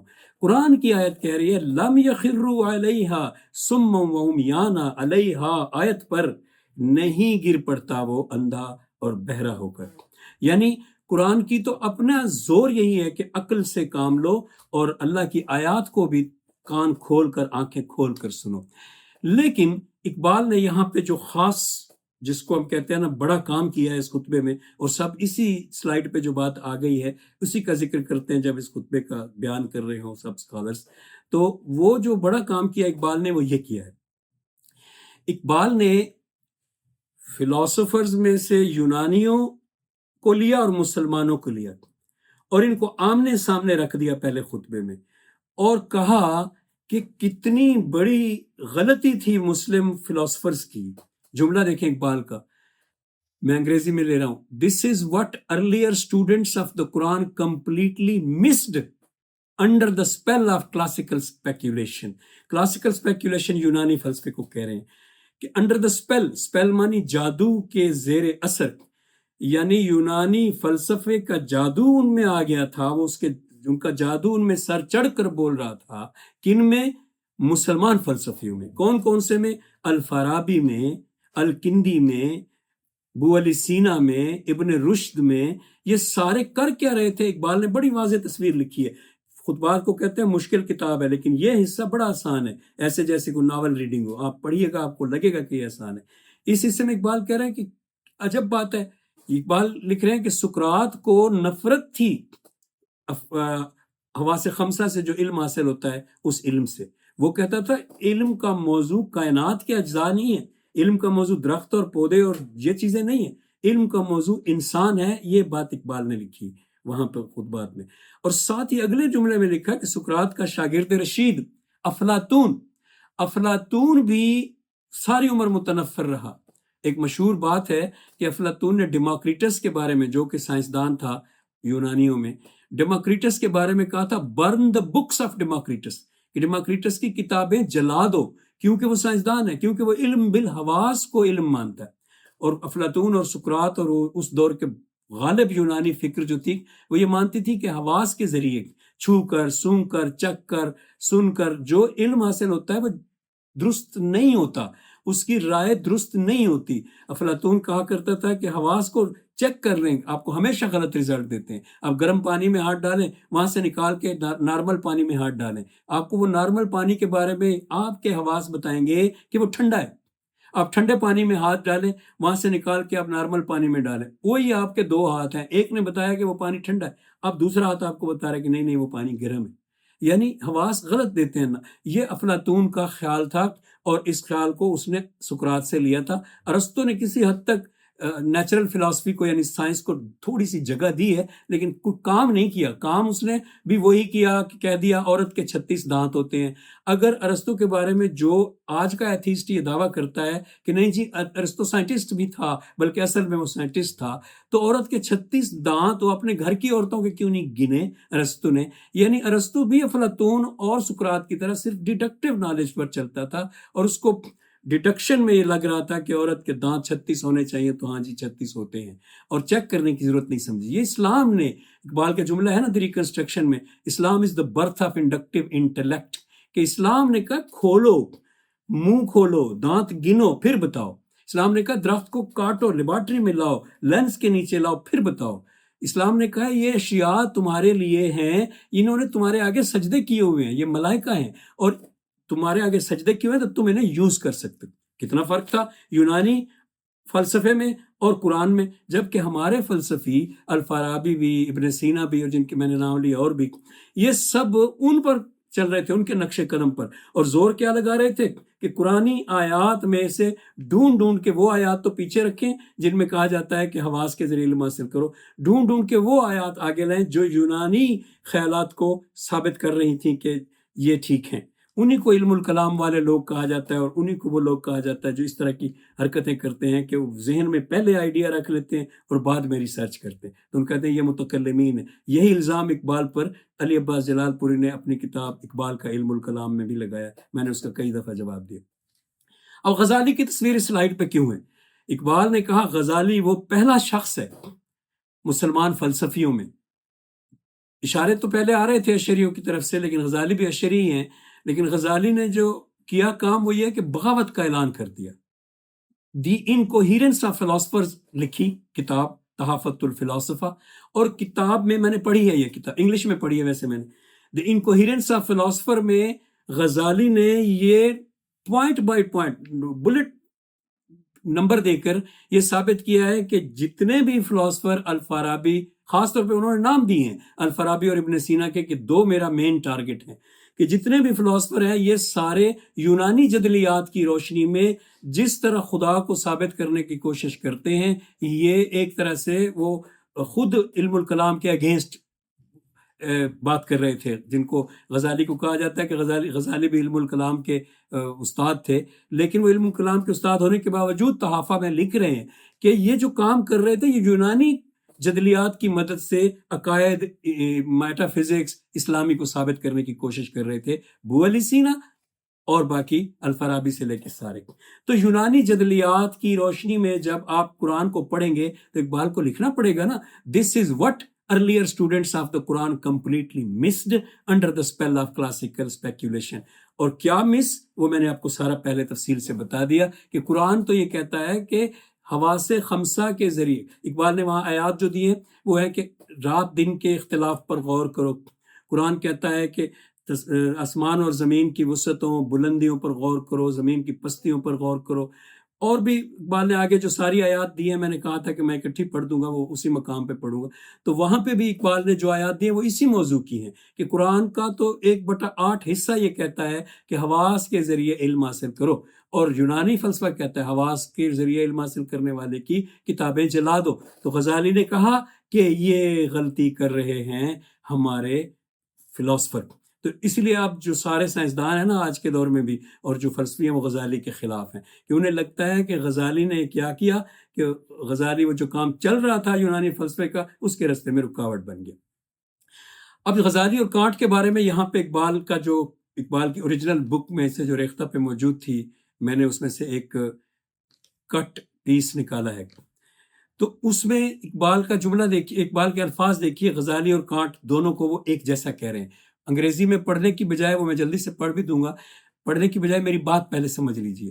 اقبال یہاں پہ کہہ رہے ہیں کہ جو کام غزالی نے کیا، یہ والا کام جو ابھی میں بتا چکا ہوں، دی انکوہیرنس آف فلاسفرز، اور یہ کہا کہ یہ تو عقلیت کو یوز کر رہے ہیں خدا کے عقائد ثابت کرنے کے لیے، اور ان کو تو قرآن کی روح سمجھ نہیں ہے، یہ والی بات اقبال کہتے ہیں ایگزیکٹلی بہت عرصہ بعد غزالی نے، کانٹ نے جرمنی میں کر کے دکھائی۔ تو غزالی اور کانٹ جو ہے وہ ایک جیسے ہیں، اقبال یہاں پہ یہ لکھ رہے۔ اب اقبال کے الفاظ دیکھیے، it cannot however be denied that Ghazali's mission was almost apostolic like that of Kant in Germany of the 18th century، کہ غزالی کا مشن جو تھا، جو سید نذیر نیازی کے الفاظ میں بولتا ہوں، غزالی کے مشن میں پیغمبرانہ شان پائی جاتی ہے، کہ جس وجد کے ساتھ، جس جذبے کے ساتھ غزالی نے ایک دعوت دی کہ کدھر جا رہے ہو، یہ غلط ہے، تو اس دعوت کو اقبال اس رنگ میں اپنے میں بیان کر رہے ہیں کہ وہ اپوسٹولک۔ یہاں پہ اتنا ذہن میں رکھیے گا کہ پوری نذیر نیازی کو تصریحات میں پورا صفحہ لکھنا پڑا کہ یہ اپوسٹولک کو پیغمبرانہ کہہ دینا گستاخی نہیں ہے، یوں ہے یا ہے، وہ ضرورت نہیں تھی۔ اپوسٹل کا مطلب پیغمبر ہوتا ہی نہیں ہے، حواری ہوتا ہے۔ اپوسٹل جو ہے وہ پروفٹ نہیں ہے۔ عیسیٰ کے اپوسٹلز جیسے لوکا ہے، جیسے متی ہے جو انجیل میں ہیں، وہ اپوسٹلز ہیں اور ان کو پیغمبر لکھتا ہے کرسچن رائٹر، لیکن ہم قرآن کی زبان میں کہیں تو قرآن انہیں عیسیٰ کے حواری کہتا ہے، حواریون یا حواریین۔ تو وہ والے جو تھے ان کو اپوسٹولک کہا جاتا ہے، ان جیسی شان تھی غزالی میں۔ یہ معنی بھی تو ہو سکتا ہے اگر آپ گستاخی سے ڈر رہے ہیں، لیکن میری ایک ادیب کے طور پہ یہ رائے ہے کہ خود پیغمبرانہ شان کہہ دینے سے بھی کوئی گستاخی نہیں ہوتی۔ تو غزالی کی اس میں ایک پیغمبرانہ دعوت کسی شان پائی جاتی تھی، اور یہی شان جو ہے وہ کانٹ کے ہاں بھی پائی جاتی تھی۔ اقبال کہہ رہے ہیں 18ویں صدی کی جرمنی میں۔ یاد رہے کہ 18ویں صدی 1701 سے لے کر 1799 تک کو کہتے ہیں۔ اب 18ویں صدی میں جرمنی میں کانٹ نے غزالی والا کام کیا؟ In Germany rationalism appeared as an ally of religion. Germany میں بھی جو ریشنلزم تھا، جیسے یہاں پہ غزالی وہ کر رہے تھے، ابو علی سینا اور الفارابی جو کام کر رہے تھے، وہاں کے فلاسفر ایسا کر رہے تھے جرمنی کے، کہ ریلیجن کو ثابت کرنے کے لیے ریشنلزم کی مدد لے رہے تھے، اور rationalism was an ally to religion. تو اب but she soon realised, she مانی Germany, but she soon realised that the dogmatic side of religion was incapable of demonstration. تو جرمنی کو جلد ہی احساس ہو گیا کہ یہ جو عقائد والی سائڈ ہوتی ہے مذہب کی، خدا ایک ہے، خدا کا، عیسائی مذہب کی بات کروں، عیسیٰ بیٹا ہے، مریم فلاں، آخرت ایسے ہوگی، یہ عقائد والی جو سائڈ ہوتی ہے، ان عقائد والی سائڈز کی ڈیمانسٹریشن پاسبل نہیں ہے. یعنی ان کو ثابت نہیں کیا جا سکتا، یہ ان کو ٹیسٹ نہیں کیا جا سکتا ان ذرائع سے جو ٹولز عقل کے ہوتے ہیں. تو یہ جرمنی کو احساس ہو گیا. The only course open to her, جرمنی کے پاس پھر ایک ہی رستہ بچ گیا، واز ٹو ایلیمینیٹ ڈاگما، کہ عقائد کے پورے نظام کو ہی مذہب کی کتابوں میں سے نکال دے. Eliminate dogma from the sacred record, کہ جو مقدس ریکارڈ ہے اس میں سے ڈاگما کو نکال کے باہر پھینکے، اور انہوں نے یہی کیا. یہ بات میں ذرا سمجھا بھی دوں. ہر مذہب کے بڑے پارٹ، مین پارٹ دو ہوتے ہیں، اخلاقیات، عقائد. مذہبی لوگ عقائد کی وجہ سے ایک دوسرے سے لڑتے ہیں، کبھی مذہبی لوگ اپنے اپنے مذہب کی اخلاقیات کی وجہ سے آپس میں نہیں لڑتے. اگر آپ کو ایک کرسچن ملے اور وہ کہے کہ عیسیٰ نے یہ اچھی بات بتائی، یہ اچھی، آپ ہر بات پہ کہیں گے واہ جی واہ. لیکن اگر وہ آپ سے کہے کہ عیسیٰ خدا کا بیٹا ہے تو آپ نہیں مانیں گے. سو اختلافات جو ہے، کیونکہ ڈیمانسٹریشن ممکن نہیں، تو اختلافات جو ہے وہ عقائد والے حصے پر ہوتے ہیں. تو اخلاقیات والا حصہ ویسے ہی جو ہے وہ ہومیوپیتھک قسم کا مذہب ہوتا ہے. تو انہوں نے کیا کیا کہ اہل جرمنی نے یہ کیا کہ انہوں نے اخلاقیات کو آہستہ آہستہ اختیار کرنا شروع کر دیا بغیر عقیدے کے حکم کے. یعنی آپ یہ بات سمجھنے کے لیے یوں کہیں کہ ایک تو یہ حکم ہوتا ہے نا کہ قرآن میں ہے کہ چوری منع ہے، یا جیزس نے کہا کہ چوری نہ کرو. دوسرا یہ طریقہ ہوتا ہے کہ چوری ایک بری چیز ہے، آپ چوری کرو گے تو آپ کی نفسیاتی طور پہ شخصیت تباہ ہو جائے گی. یہ دو الگ الگ طریقے ہیں کسی بچے کو ٹیچنگ کرنے کے. تو جو پہلا طریقہ ہے کہ جیزس کہتے ہیں چوری نہ کرو، اس کو انہوں نے نکال دیا. اب اس کا نتیجہ کیا نکلنا تھا؟ جب دوسرا طریقہ اختیار کیا صرف کہ چوری نہ کرو کیونکہ وہ نفسیاتی طور پہ تمہیں خراب کر دے گی، تو اس بچے کو جس کو یہ پڑھایا جا رہا تھا اس کو ایک ٹریننگ ہوئی، اس کو یہ ٹریننگ ہوئی کہ ہمیشہ اچھی چیز کو اینالائز کر کے جاننا ہوتا ہے، بلکہ جبکہ کسی کا حکم جو ہوتا ہے کوڈ آف کنڈکٹ، کہ یہ قرآن نے کہا ہے، یہ محمد صلی اللہ علیہ وآلہ وسلم نے کہا ہے، یا یہ جیزس نے کہا ہے، وہ نکال دیا گیا عقائد کے نظام میں سے، مذہب کے نظام میں سے. تو اخلاقیات تو بھی نہیں نکالی. سو اجازت ہے کہ آپ اخلاق کو انالائز کر لیں. اس پر آپ ایک فلم دیکھیے گا، اپنے پاس اگر پین ہے آپ کے پاس تو اس کا نام ہے ٹائم چینجر. میں جلدی سے صرف 1 منٹ کے اندر اس فلم کے بارے میں بتا دوں. ایک کتاب لکھتا ہے آج سے 200 سال پہلے ایک عیسائی پروفیسر ایک یونیورسٹی میں، اور اس میں وہ یہی بات جو میں نے چوری والی کی ہے، پہلے تجربہ کر کے دیکھتا ہے کہ ایک بچہ جو کنچے بنٹے جسے کہتے ہیں، کانچ کی گولیاں، وہ چوری کرتا ہے، تو اس بچے کو پکڑ کے کہتا ہے کہ بیٹا یہ چیز جو آپ نے کی ہے چوری، یہ آپ کے کردار کو، شخصیت کو، اس کو انالائز کر کے اس کی برائیاں بتاتا ہے. تو اگلے دن وہ دیکھتا ہے کہ بچے نے چوری چھوڑ دی ہے، تو اس کو آئیڈیا آتا ہے کہ میں اس پہ کتاب لکھوں. تو وہ ایک کتاب لکھتا ہے جس میں وہ بغیر جیزس کا نام لیے سارے اخلاقیات جو ہے کرسچن، وہ اس میں اسی طرح انالائز کر کے وہ ان کو لکھ دیتا ہے کہ اب لوگوں کو ڈائریکٹ اخلاق بتا دیا ہے تو لوگ اس پہ عمل کریں گے، کیا ضرورت ہے یہ کہنے کی کہ جیزس سیڈ دیٹ. وہ کتاب وہ اپنے پروفیسرز کے سامنے رکھتا ہے اور کہتا ہے کہ مجھے اس پر آپ یس کر دو، کیونکہ پبلشر کہتا ہے جب یونیورسٹی کے سارے پروفیسر یس کریں گے تو میں یہ چھاپوں گا. سارے پروفیسر کہتے ہیں واہ جی واہ، بڑی اچھی کتاب لکھی ہے، یہ تو کمال کر دی ہے، سائنٹیفک انداز میں آپ نے اخلاقیات سمجھا دی. ایک پروفیسر کہتا ہے کہ نہیں، میں نہیں کروں گا. اب اس پروفیسر کے ساتھ اس کی کچھ دن تو فلم میں ہسٹوریکل بات تو میں نہیں کرتا، لڑائی چلتی ہے، لیکن آخر وہ پروفیسر اس کو منا لیتا ہے کہ آؤ میرے گھر کے تہہ خانے میں، وہاں پہ ایک ٹائم مشین پڑی ہے، میں اس میں ٹائم مشین میں تمہیں بٹھاتا ہوں اور تمہیں میں ہمارے دور کی، اب میں بات کر رہا ہوں یعنی جو ہم یہ لیکچر دے رہے ہیں، تو تمہیں میں 2017 میں بھیج دیتا ہوں. تو وہ اس کو 2017 میں مشین کے ذریعے، جیسے فلموں میں فکشن میں ہوتا ہے، ہمارے دور میں بھیج دیتا ہے. یہاں جب وہ آتا ہے تو وہ جس بھی بندے کو ملتا ہے وہ اچھا ہے، اس کے پاس اخلاقیات ہے وہ، لیکن جیزس کا جب نام لیتا ہے تو لوگ ناک بھون چڑھاتے ہیں. تو اس کو حیرت ہوتی ہے کہ اخلاقیات تو ان کے پاس ہے، چلو یہ اچھی بات ہے۔ ایک جگہ وہ دیکھتا ہے کہ لڑکی اور لڑکی نے آپس میں شادی کی ہوئی ہے، لڑکے اور لڑکے نے آپس میں شادی کی ہوئی ہے، گیز نے، ان کے ساتھ وہ گفتگو کرتا ہے، بحث کرتا ہے، تو وہ کہتے ہیں آپ ہمیں لاجک سے ثابت کر دینا کہ اس میں کیا برائی ہے، تو ہم نہیں کریں گے۔ وہ ثابت نہیں کر سکتا، وہ کہتا ہے میرے پاس لاجک تو نہیں ہے، جیزس نے کہا ہے کہ یہ نہ کرو۔ تو بہرحال اس طرح کی چیزیں ڈفرینٹ آبزرو کرنے کے بعد وہ مشین پہ بیٹھ کے واپس جاتا ہے اور اپنے پروفیسر سے کہتا ہے کہ یہ بندہ ٹھیک کہتا تھا، اگر ہم یہ نکال دیں گے کہ جیزس سیڈ دیٹ، تو آنے والے دور میں اخلاقیات جو ہے وہ یوٹیلیٹیرین ہو جائیں گی، افادیت پسندی والی لوگ خود انالائز کر لیا کریں گے اچھا برے کا فرق، اور خود ہی اپنے لیے اخلاقی اصول اختیار کر لیا کریں گے۔ اتنا ٹائم میں نے لگایا، لیکن اگلا جملہ اب آپ کو بڑا مزہ دے گا اقبال کا، جو میں یہاں پڑھوں گا۔ آپ واپس اس تحریر پر آئیے اور میں یہاں سے پڑھتا ہوں۔ The only course open to her was to eliminate dogma from the sacred record۔ تو جرمنی کے پاس ایک ہی ہتھیار رستہ بچ گیا کہ وہ عقائد کو ہی نکال دے سیکرڈ ریکارڈ میں سے۔ اب عقائد کو نکال دیا تو کیا ہوا؟ with the elimination of dogma came the utilitarian view of morality۔ دیکھیں اقبال نے یہ بات 1930 میں لکھی ہے، 1930 سے بھی پہلے، 1930 میں تو چھپے تھے خطبات پہلی بار، اور 2017 والی فلم اب بنی ہے۔ دیکھیں کہ کتنی ایگزیکٹ بات ہے یہاں پہ کہ with the elimination of dogma، عقیدے کو نکال دینے کے بعد came the utilitarian view of morality، پیچھے اخلاقیات کا افادیت پسندانہ ویو جو ہے وہ بچ گیا۔ and thus rationalism completed the reign of unbelief۔ آخری جملے میں طنز بھی ہے، ذرا غور کریں۔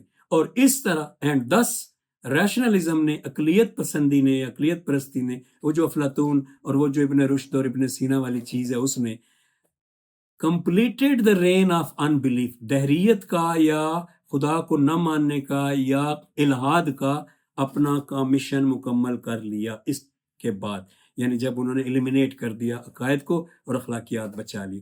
اب اقبال کہتے ہیں کہ یہی کام غزالی نے کیا تھا۔ غزالی نے صرف فرق یہ رکھا کہ غزالی سے، بلکہ اقبال کہتے ہیں یہ غزالی کی غلطی تھی، اور ذرا سخت الفاظ میں کہتے ہیں، اور میں بھی اقبال سے اتفاق کرتا ہوں کہ غزالی نے یہ کہا کہ عقل کے ذریعے تو واقعی جیسے کانٹ کہتا ہے ہم میٹا فزیکل عقائد کو درست ثابت نہیں کر سکتے، ہم اس کی جیسے اقبال کے الفاظ ہیں نا انکیپیبل آف ڈیمانسٹریشن ہوتے ہیں ڈاگما، تو ان کی ڈیمانسٹریشن تو پاسبل نہیں ہے کہ ہم جو عقائد رکھتے ہیں تو اب ان کو سمجھا بھی دیں آپ کو کہ وہ ہم کیوں رکھتے ہیں۔ تو یہ بات غزالی نے لکھا کہ نہیں سمجھا، اقبال اس کو نہیں مانتے، اقبال کہتے ہیں ہم سمجھا سکتے ہیں، وہ تو ہم آگے دیکھیں گے نا۔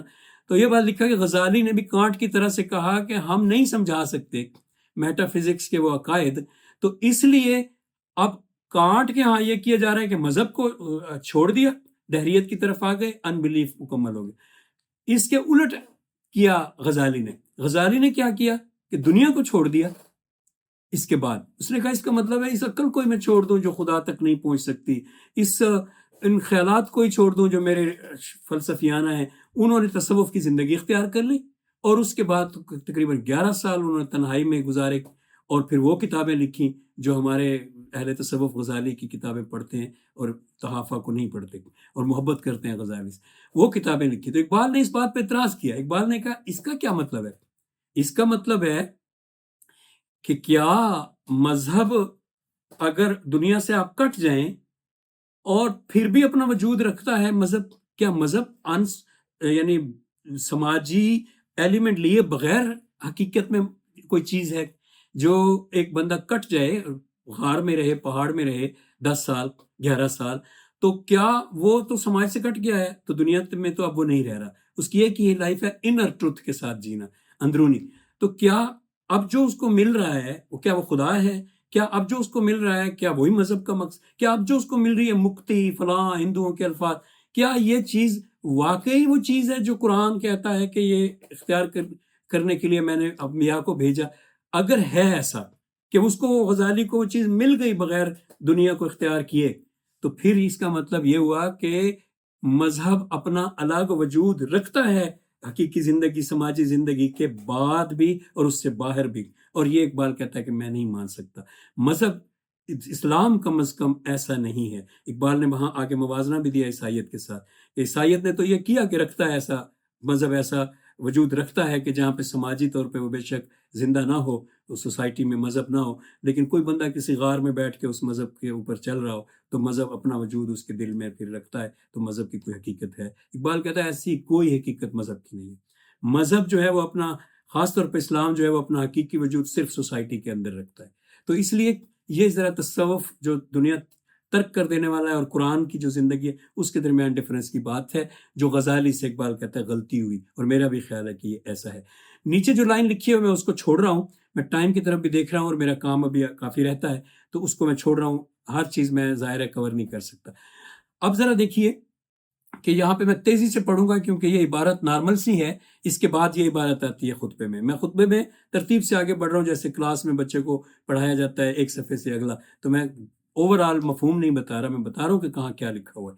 اب جو ہم نے غزالی اور یہ ان کی بات کی، اس سے اگلی پیراگرافس میں یہ ہے کہ پچھلے 500 سال سے مسلمز نے کیا کیا اور یورپ نے کیا کیا، تو یہ ایک سادہ سی عبارت ہے، تو میں اس پہ کوئی گفتگو نہیں کروں گا، میں تیزی سے اس کو پڑھ کے تو اگلی سلائڈ پہ چلا جاؤں۔ پڑھنا کیوں ضروری ہے وہ آپ خود سمجھ جائیں گے جب میں اس کی ریڈنگ کروں گا۔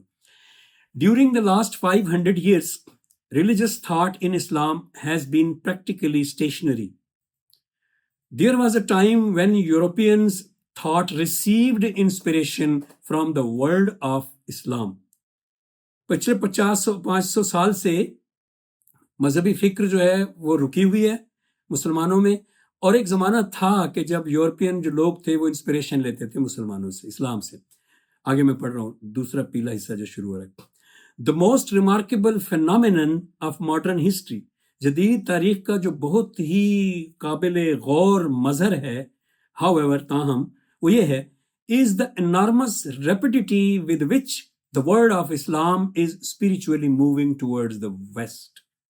کہ جو آج کی ہسٹری کا، تازہ تاریخ کا جو سب سے نمایاں نقطہ ہے وہ یہ ہے کہ مسلمانوں کے بچے تیزی کے ساتھ یورپی ہو رہے ہیں اور ان کا ذہن یورپ کی طرف، ویسٹ کی طرف جا رہا ہے۔ اب آپ سمجھ گئے ہوں گے کہ خطبہ یہ حصہ پڑھنا ضروری تھا۔ اب دیکھیے جو بہت بڑی بات ہے جس کے لیے میں نے یہ یہاں لگایا، There is nothing wrong in this movement۔ Iqbal کہہ رہے ہیں کہ یہ جو مسلمانوں کے بچوں کی اس طرف کو جانا کی جو ایک رجحان ہے، مغربی تہذیب کی طرف جانے کا، there is nothing wrong in it۔ اس موومنٹ میں کوئی بری بات نہیں ہے، ایسا اگر ہو رہا ہے تو برا نہیں ہے، لیکن جو بھی اقبال کا تحفظات ہوں گے وہ آگے آ جائیں گے۔ تو یہاں تک اقبال کہہ رہے ہیں کہ اگر ہمارے بچے ایسا کر رہے ہیں تو یہ کوئی بری بات نہیں ہے۔ تو یہ بات تو آپ کو چونکانی چاہیے کہ ہمارے مذہبی پیشواؤں نے تو کہا کہ یہ بہت بری بات۔ خیر اب آگے بڑھے۔ For European culture on its intellectual side is only a further development of some of the most important phases of the culture of Islam۔ کہ اگر ہمارا نوجوان ذہن اس طرف جا رہا ہے اہل مغرب کے ذہن کی طرف، تو اس میں کوئی برائی نہیں ہے، کیونکہ یورپ کا جو کلچر ہے آن اٹس انٹلیکچوئل سائڈ، اپنی انٹلیکچوئل سائڈ پہ یورپ کا جو کلچر ہے is only a further development of Islam, کہ یہ الٹا جو اسلام تھا نا اس کی فردر ڈیولپمنٹ ہوئی ہے، تو یورپ کا انٹلیکچولی جو ورثہ ہے وہ کلچر بنا ہے۔ اب آگے ذرا تحفظات کا بھی ذکر آئے گا۔ Our only fear، ہمارا صرف ایک ڈر ہونا چاہیے، is that the dazzling exterior of European culture، کہ ہمارا اکلوتا خوف ہونا چاہیے وہ جو ڈیزلنگ، وہ جو شاندار چمکدار ایکسٹیریئر ہے، بیرونی تراش خراش ہے یورپین کلچر کی، وہ ہمارا اکلوتا ڈر ہونا چاہیے، کہ کیا کہیں وہ may arrest our movement and we may fail to reach the true inner truth کی بات کرو، inwardness of the culture, of that culture۔ میرے خیال میں جو میں نقطہ پہنچانا چاہتا تھا، کیونکہ یہ فلسفیکل بات نہیں ہے تو میں اس کی ڈیپتھ میں کوئی بات بھی نہیں کرتا ٹائم بچانے کے لیے، یہ سادہ انگریزی تھی، تو میں جو نقطہ پہنچانا چاہتا تھا وہ میں نے پہنچا دیا ہے، اور یہ بھی میں نہیں پڑھوں گا، ٹائم بچا رہا ہوں، میں صرف یہ آپ کے جب سلائڈز دے دوں گا تو آپ خود پڑھیے گا۔ یہ بات میں البتہ تیزی سے کر دیتا ہوں۔ یہاں اوپر لکھا ہوا ہے ریلیجن ورسز سویلائزیشن۔ اگلے پیراگراف میں اقبال جو بات کرتے ہیں، یاد رکھیے گا کہ خطبہ اول میں ہی یہ بات آ گئی ہے جو بڑی مشہور ہے۔ اصل میں اور آپ بھی جانتے ہیں اور سب جانتے ہیں کہ اقبال جو ہے وہ نظریہ وطنیت میں جو تھے وہ اس بات کے قائل تھے کہ قوم مذہب سے ہے، مذہب جو نہیں تم بھی نہیں، جذب باہم جو نہیں محفل انجم بھی نہیں۔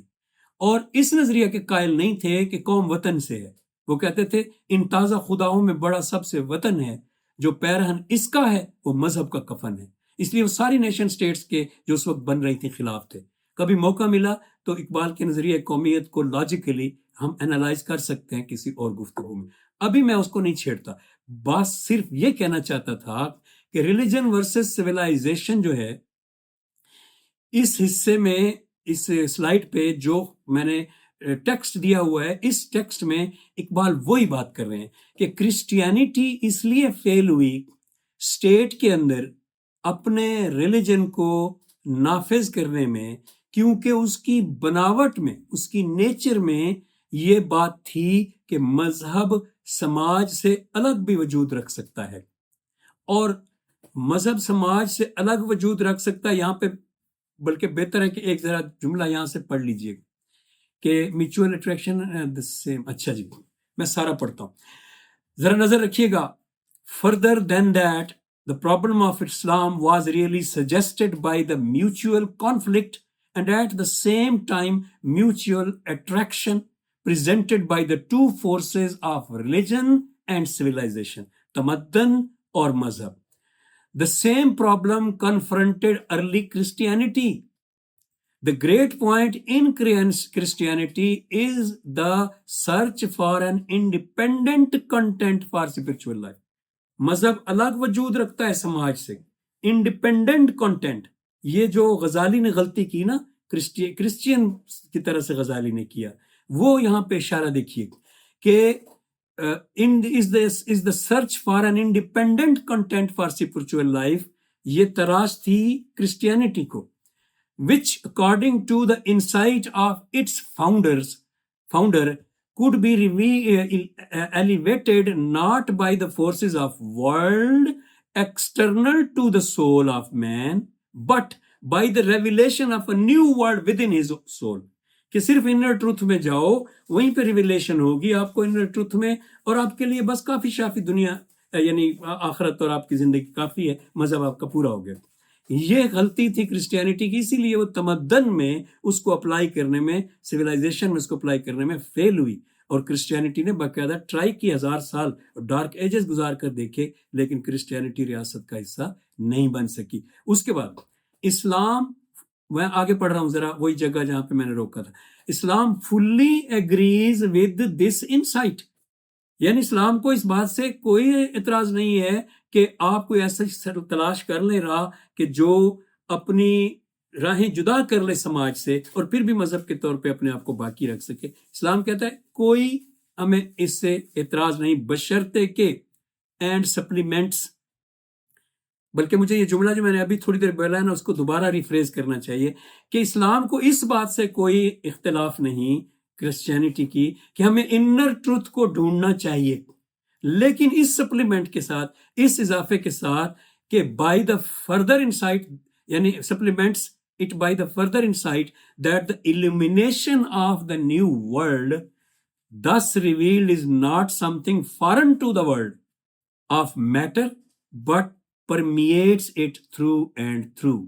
یعنی جو میٹر کی دنیا ہے اس سے فارن نہیں ہے وہ دنیا جو انر ٹروتھ کی دنیا ہے۔ تو اقبال کا ہمیشہ کی طرح سے یہ اصرار ہے کہ آؤٹر ٹروتھ اور انر ٹروتھ ایک ہی ٹروتھ کی نشاندہی کرتے ہیں، جیسے قرآن کی آیات کو بھی آیات کہا جاتا ہے اور کائنات میں نشانیوں کو بھی، درخت کو بھی آیت کہا جاتا ہے اور قرآن میں لکھی ہوئی آیت کو بھی کہا جاتا ہے۔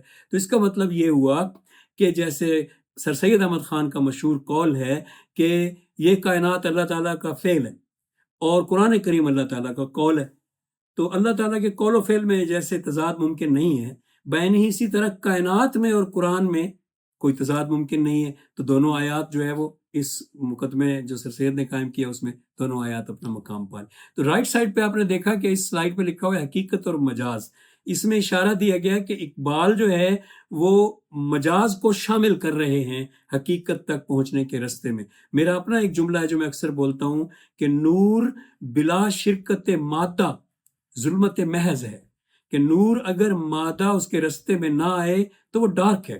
خلا ساری ڈارک کیوں ہے؟ کیا وہاں سے روشنی نہیں گزر رہی؟ سورج کی روشنی زمین تک آتے ہوئے جتنی خلا سے گزر رہی ہے وہ ڈارک کیوں ہے؟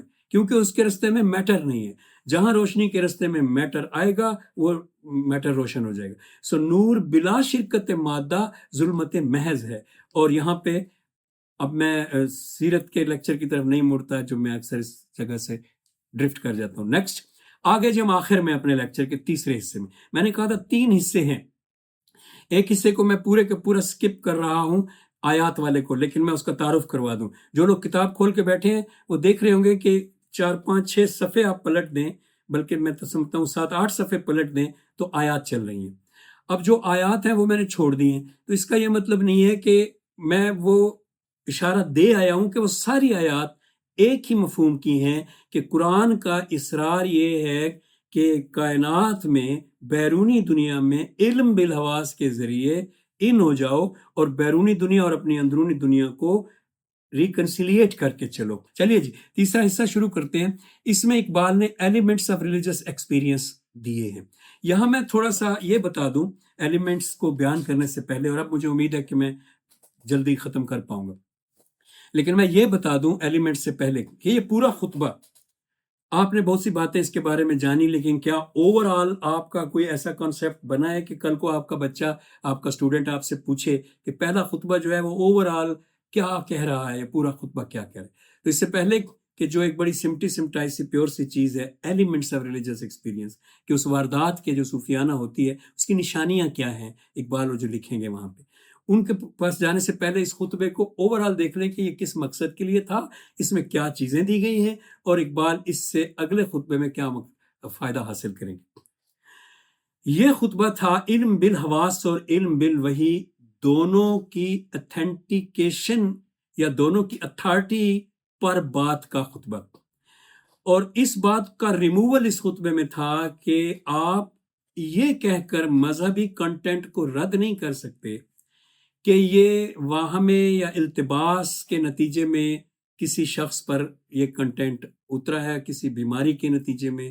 سوء اعصاب کا ٹرم یوز کی ہے سید نذیر نیازی نے، تشنج کی ٹرم یوز کیا ہے ایک اور ترجمہ نگار نے، کہ کیا جو ریلیجس ایکسپیرینس میں یہ یوں بازو ہو گئے، یوں ہاتھ ہو گئے، ایسے ایسے کر کے، اور پھر آپ جو ہے کچھ بتائیں کہ ہاں مجھے یہ وہی ہو گئی ہے، تو کیا یہ جو چیز ہے اس میں کوئی سچائی بھی ہے، اس میں کوئی اس کی اتھارٹی میں کوئی ایسا ایلیمنٹ ایک بھی ہے جس کی وجہ سے ہم کہیں کہ یہ قابل غور ہے، اس کو لیبارٹری میں لاؤ، نفسیات کی لیبارٹری میں لاؤ اور وہی کا کنٹینٹ چیک کرو. اس پر گفتگو کرتے ہوئے ریموول ہے اس نقطۂ نظر کا کہ مذہب آنکھیں بند کر کے اپنا کنٹینٹ دیتا ہے اور اس کو قبول کرنے والا آنکھیں بند کر کے اس کا کنٹینٹ قبول کرتا ہے. اس خطبے میں اس کا ریموول ہے. ابھی ریکنسیلیشن نہیں ہوئی اور نہ ہی اقبال دوسرے خطبے میں کریں گے. ریکنسیلیشن اقبال جس طرح الزام لگایا ہے علی عباس جلال پوری نے پوری کتاب میں نہیں کرتے سائنس اور مذہب کی. اقبال موقف ہی بالکل بدل دیتے ہیں. اور میں یہاں پہ جو چیز آپ کے سامنے اس وقت پیش کرنے لگا ہوں اگلے جملے میں، یہ میرے نزدیک اقبال کا سب سے بڑا کام ہے جو مشرق اور مغرب میں کسی نے کیا. ویسٹرن فلسفی میں اور پاکستانی ہماری ایسٹرن فلسفی میں، دونوں میں ملا کے آج تک جو کام کسی نے کیا بڑا، ان میں یہ سب سے بڑا کام ہے اس نقطۂ نظر کے حوالے سے ریشنلزم، امپیریسزم وغیرہ سے جو اقبال نے کیا. ابھی میں جب بولوں گا تو آپ کو اندازہ ہوگا کہ کیا کہہ رہا ہوں. آپ نے دیکھا ہوگا جب میں نے شروع میں بات کی تھی کہ یونانی فلسفیوں نے کہا تھا کہ علم بالحواس پر اعتبار نہیں کیا جا سکتا اور ان لوگوں کے علم کی کتابیں چلا دی جائیں. مطلب اس کا یہ نکلا کہ علم بالحواس، جسے امپیریسزم بھی کہا جاتا ہے، جو پریکٹیکل چیزوں کا نالج ہے، اور علم بالعقل جسے ریشنلزم بھی کہا جاتا ہے، یونانیوں کے زمانے میں ایک دوسرے کے ساتھ لڑ رہے تھے.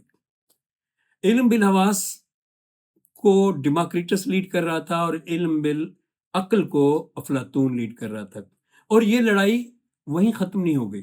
مسلم فلاسفرز آئے تو لڑائی یہ جاری تھی. بالکل سارے مسلم فلاسفرز بھی علم بالعقل والے تھے، اسی لیے تو غزالی نے ان کے اوپر کتاب لکھی. پھر ویسٹرن فلسفی میں بھی یہ لڑائی جاری رہی. ڈیکارٹ جو فادر آف ماڈرن ویسٹرن فلسفی ہے، اس نے یہ جاری رکھی. اس کے بعد والے فلسفیوں نے یہ جاری رکھی. پہلا شخص کانٹ ہے جس نے یہ مسئلہ ریزالو کیا اور علم بالحواس اور علم بالعقل کے درمیان نزاع کو ختم کیا. وہ کیسے کیا میں اس کی طرف نہیں جاتا. اب جو میں نے کہا کہ اقبال نے بڑا کام کیا وہ آپ کے سامنے رکھنے لگا. اقبال کا یہ کہنا ہے اور اقبال کوٹ کرتا ہے پروفیسر ولیم جیمز کو اور میرے خیال میں کارل ینگ کو, اور یہ جو تو کوٹ کیا ہے اقبال نے یہ بہت مضبوط کوٹ ہے. ذہن جو ہے وہ میری تائید کرے گا کہ کوئی معمولی چیزیں کوٹ نہیں کی. اقبال ان کو کوٹ کر کے کہتا ہے کہ یہ جو علم بالوحی ہے نا, this is not some sort of abstract اور میتھمیٹیکل تھنگ. ذرا سمجھیے گا, کچھ چیزیں جو ہے نا ان کو زیادہ ڈیپ جا کے سمجھنے کے لیے تیار ہونا چاہیے. ذرا سمجھیے گا کہ میں کیا کہہ رہا ہوں. ایک میتھمیٹیکل تھنگ لیتے ہیں پہلے کہ 2+2=4. اب کیا ان دو لڑائیوں میں جو افلاطون اور ڈیموکریٹس میں تھی, یہ جملہ کون بولے گا 2+2=4؟ آپ فوراً سمجھ گئے ہوں گے یہ افلاطون بولے گا, کیونکہ یہ علم بالعقل والے یوز کرتے ہیں, استخراج کہتے ہیں اس سے, ڈیڈکشن, اور وہ یوز کرتے ہیں اس طریقہ کار کو جس میں صرف عقل کام کرتی ہے اور حواس نہیں کام کرتے. تو اس لیے آپ دیکھ لیں 2+2=4، 4+6=10 کہتے ہوئے آپ کو اے پریوری نالج کی ضرورت نہیں ہے, صرف اے پوسٹیریوری نالج ہی کافی ہے آپ کے مشاہدات کا, بلکہ مشاہدہ بھی نہیں, آپ کی عقل کا. سوری میں غلط کہہ گیا, مشاہدہ علم بالحواس کے لیے کہا جاتا ہے. تو آپ کی آنکھیں بند ہوں تب بھی. اس دور کے فلاسفرز کا باقاعدہ ٹرم ہے آرمز چیئر فلاسفرز یا آرمز چیئر فلسفی. کیا مطلب ہوا؟ آرمز کے اوپر بازو رکھ, چیئر کے جو آرمز ہیں ان کے اوپر اپنے آرمز رکھ کے آنکھیں بند کر کے ایسے ایسے کرنے والے فلاسفر. مطلب کیا ہوا؟ مطلب یہ کہ جو صرف عقل استعمال کریں گے اور علم بالحواس کو نہیں مانتے, وہ کہیں گے 2+2=4. اقبال نے کہا کہ جن لوگوں نے بھی آج تک 2000 سال میں میچ کیا ہے مذہبی عقائد کو ریشنلزم کے ساتھ کہ بھئی وہ بھی استخراجی چیز ہے, جرمن کے فلسفی بھی کر رہے تھے, بولی سینا بھی کر رہے تھے, افلاطون بھی کر رہے تھے, کہ وہ جو ریاضی جیسی چیز ہے خدا, وہ جو ریاضی کا آبجیکٹ ہے, 2 بھی ایک آبجیکٹ ہے, 10 بھی ایک آبجیکٹ ہے. ریاضی کے آبجیکٹ یہی ہوتے ہیں, گنتی, شیپس, مثلث ایک ریاضی کا آبجیکٹ ہے, دائرہ ایک یہ جو آبجیکٹس ہیں ریاضیاتی یہ مائنڈ میں ہوتے ہیں, باہر تو نہیں ہوتے نا. آپ سے میں کہوں مجھے دائرہ دکھائیں تو آپ مجھے کیا دکھائیں گے؟ کوئی ڈھکن دکھائیں گے, کوئی پہیہ دکھائیں گے. دائرہ تو دماغ میں ہے, کوئی باہر نہیں ہوتا. اسی طرح سے بہت سی چیزیں ہیں جو صرف ریشنل ہوتی ہیں اور وہ امپیریکل نہیں ہوتی. تو ان میں ریاضی کے سارے آبجیکٹس ہیں.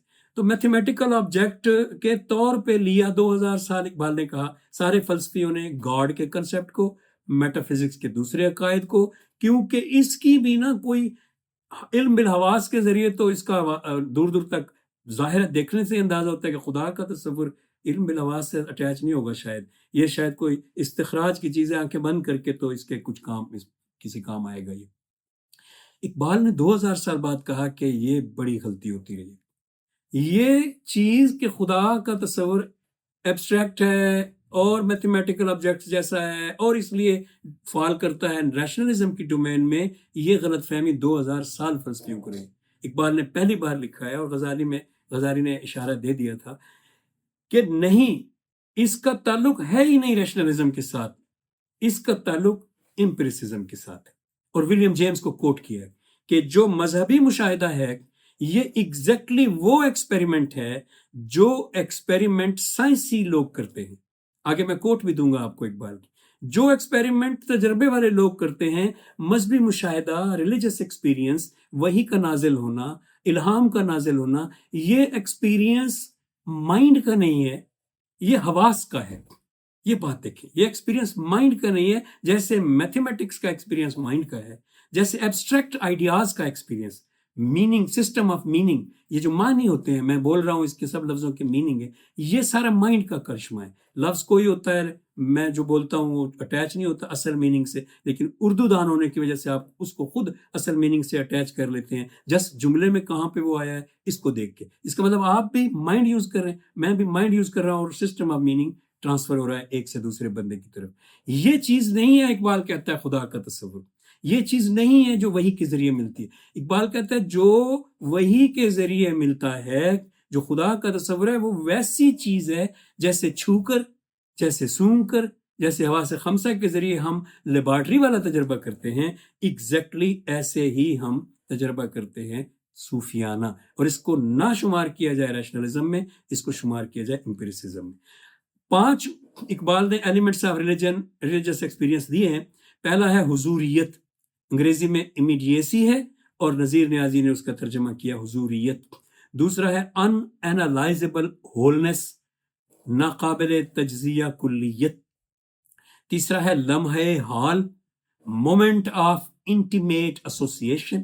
چوتھا ہے ابلاغ، کمیونیکیشن، جو وہی آ گئی اب اس کو آگے پہنچانا۔ اور پانچواں ہے سمر، دا فروٹ، کہ وہی نے اپنا رزلٹ کیسے دکھانا ہے۔ سب سے پہلا جو حضوریت والا ہے، اس کو دیکھیے، اس کے 3 پوائنٹس ہیں، اور امیڈیسی ہے، آل ایکسپیرینس از امیڈیٹ۔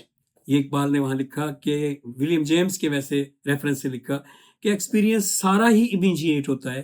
جو درخت کو دیکھنے کا ایکسپیرینس ہے، جو میز کو دیکھنے کا ایکسپیرینس ہے، وہ اگر امیڈیٹ ہے تو امیڈیٹ ایکسپیرینس یہ بھی ہے جو خدا کو دیکھنے کا ہے۔ آگے سمجھ آ جائے گی آپ کو، فی الحال اس جملے کو صرف اپنے پاس لکھ لیں کہ ایکسپیرینس، ولیم جیمز کہتا ہے کہ دونوں امیڈیٹ ہوتے ہیں، دونوں حضوری ہوتے ہیں، دونوں مطلب سامنے ہوتے ہیں، دونوں حواس خمسہ والے ہوتے ہیں، اس لیے امیڈیٹ کہا جا رہا ہے۔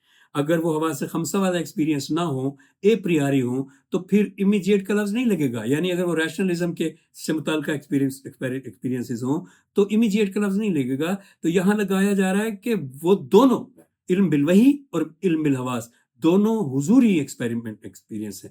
God is not a mathematical object اور سسٹم آف میننگز، یہ میں کہہ چکا ہوں، اس سلائڈ کو چھوڑ دیتے ہیں۔ یعنی آخری جملہ میں نے کہا میں کوٹ دکھاؤں گا، وہ آ گیا۔ دیکھیں اقبال کیا کہہ رہے ہیں، The scientific observer of nature is a kind of mystic seeker in the act of prayer۔ یہ جو بات اقبال نے لکھی ہے کہ جو سائنٹیفک آبزرور ہے، جو سائنسدان ہے، جو نیچر کا مشاہدہ کر رہا ہے، وہ صوفی جیسا ہے، کہ صوفی جو خدا کا مشاہدہ کر رہا ہے، اور صوفی جب پریئر کی حالت میں خدا کا مشاہدہ کر رہا ہے، تو سائنسدان جب نیچر کا کر رہا ہے، وہ دونوں ایک ہی کام کر رہے ہیں۔ دیکھیں، the scientific observer of nature is a kind of mystic seeker، وہ صوفی ہے دراصل، سائنسدان بھی، اور وہ مسٹک سیکر ہے ان دا ایکٹ آف پریئر۔ تو جب وہ لیبارٹری میں تجربہ کر رہا ہے تو یوں سمجھ لیں کہ وہ اس صوفی جیسا ہے جو تجربہ کر رہا ہے عبادت کر کے، خدا کو دیکھنے کا مراقبہ کر کے۔ تو سائنسدان کر رہا ہے لیبارٹری میں کھڑے ہو کے، اور ان دونوں کی نیچر ایک ہے۔ یہاں پہ میں یہ بھی عرض کرتا چلوں کہ یہ خیال جو ابھی میں نے آپ کو سنایا اقبال کا، تیسری کوٹ، یہ انہوں نے مولانا روم سے لیا ہے۔ مولانا روم کی ایک نظم ہے جس میں وہ کہتے ہیں کہ ایک ہرن کا شکار کرنا ہے، 2 شکاری ہیں، ایک شکاری وہ ہے جو فلسفی ہے، سائنسدان ہے، اور دوسرا شکاری وہ ہے جو صوفی ہے اور اہل دل ہے۔ دونوں شکاری ہرن کا شکار کرنے جا رہے ہیں، تو جو سائنسدان ہے وہ یہ کرتا ہے کہ ہرن نے جو کیچڑ میں نشان چھوڑے اپنے پیروں کے یا گیلی مٹی پہ، وہ ان نشانوں کو گنتا ہے، ان کی ڈائریکشن کو گنتا ہے، ان کے ویکٹرز نکالتا ہے جیسے سائنسدان کرتے ہیں، رخ نکالتا ہے، اور آخر میں پہنچ جاتا ہے کہ ہرن کہاں پہ موجود ہے۔ اور جو صوفی ہے وہ ہرن کو اس طرح ڈھونڈتا ہے کہ وہ ہرن کے مشک ختن سے، جو اس کے ناف سے بو آتی ہے، خوشبو، وہ اس کو جانتا ہے، اس کو پہچانتا ہے وہ، اور صوفی ہے اور ساتھ میں وہ ہرن کا تلاش بھی کر رہا ہے۔ تو وہ اس طرح سے جاتا ہے کہ وہ اس کو خوشبو فضا میں سونگھتے ہوئے ہرن کے پیچھے جاتا ہے۔ آخری شعر جو اس نظم کا ہے وہ میں آپ کو سنا بھی دیتا ہوں۔ راہ رفتن یک نفس بر بوئے ناف، خوش ترز سب منزل گام و طواف، کہ وہ جو بہتر وہ ہے جو خوشبو سے آگے حقیقت کی طرف جا رہا ہے، اور اس لیے بہتر ہے کہ وہ ظاہر ہے خوشبو والا ہمیں بھی نظر آ رہا ہے کہ بہتر ہے، لیکن یہاں پہ کہہ رہا ہے کہ صوفی کا مشاہدہ بڑا مشاہدہ ہے، سائنسدان کا مشاہدہ اجزاء کا ہے، اور صوفی کا کل کا ہے، ہیں دونوں ہی سیم امیڈیسی والے مشاہدے۔ نیکسٹ سلائیڈ میں انالائزبل ہولنس۔ اچھا، یہ پہلی سلائیڈ کی بات پوری کر دوں کہ یہ ایلیمنٹ ہے وحی کا۔ وحی کا کیا ایلیمنٹ ہے؟ حضوریت۔ حضوریت کیا ہوتی ہے؟ امیڈیسی. وہی کا پہلا ایلیمنٹ یہ ہے کہ جو وہی ہوتی ہے وہ ایکسپیرینس، سائنٹیفک ایکسپیرینس سے مشابہ ہوتا ہے، اور وہ ایکسپیرینس علم بالحواس والے ایکسپیرینس سے مشابہ ہوتا ہے. اس کی نٹی گریٹی ڈیٹیلز جو ہیں وہ دوسرے خطبے میں ہیں. یہاں تو یہ ختم ہو رہا ہے اس پہ خطبہ، یوں سمجھ لیں کہ یہاں اگلے خطبے کے عنوانات آ چکے ہیں. تو دوسرا خطبہ ہی میں نے آپ کے سامنے رکھنا ہے، تو اس کو اس وقت ڈسکس کریں گے. اب جو ہے اس پر کہ پہلی نشانی ہو گئی کہ وہ تجربہ سائنسی تجربے جیسا ہے، امیڈیٹ ہے. دوسری آگے ان اینالائزیبل ہولنس. وہاں اقبال نے ایک انالوجی دی ہے کہ آپ ایک میز کو جب دیکھتے ہیں، میز پہ پڑی ہوئی کوئی چیز اٹھانے کے لیے، فرض کریں کہ آپ کو میز پہ ایک پین پڑا ہے وہ اٹھانا ہے، تو جب آپ میز کو دیکھتے ہیں تو آپ کی نظر پین کو ڈھونڈتی ہے، فوکس کرتی ہے، تو باقی چیزیں آپ کو نظر نہیں آتی، دھندلی ہو جاتی ہیں. تو آپ جس کو فوکس کرتے ہیں دراصل اس کا تعلق زمان و مکان میں ایک خاص لمحے اور ایک خاص نقطے کے ساتھ ہے.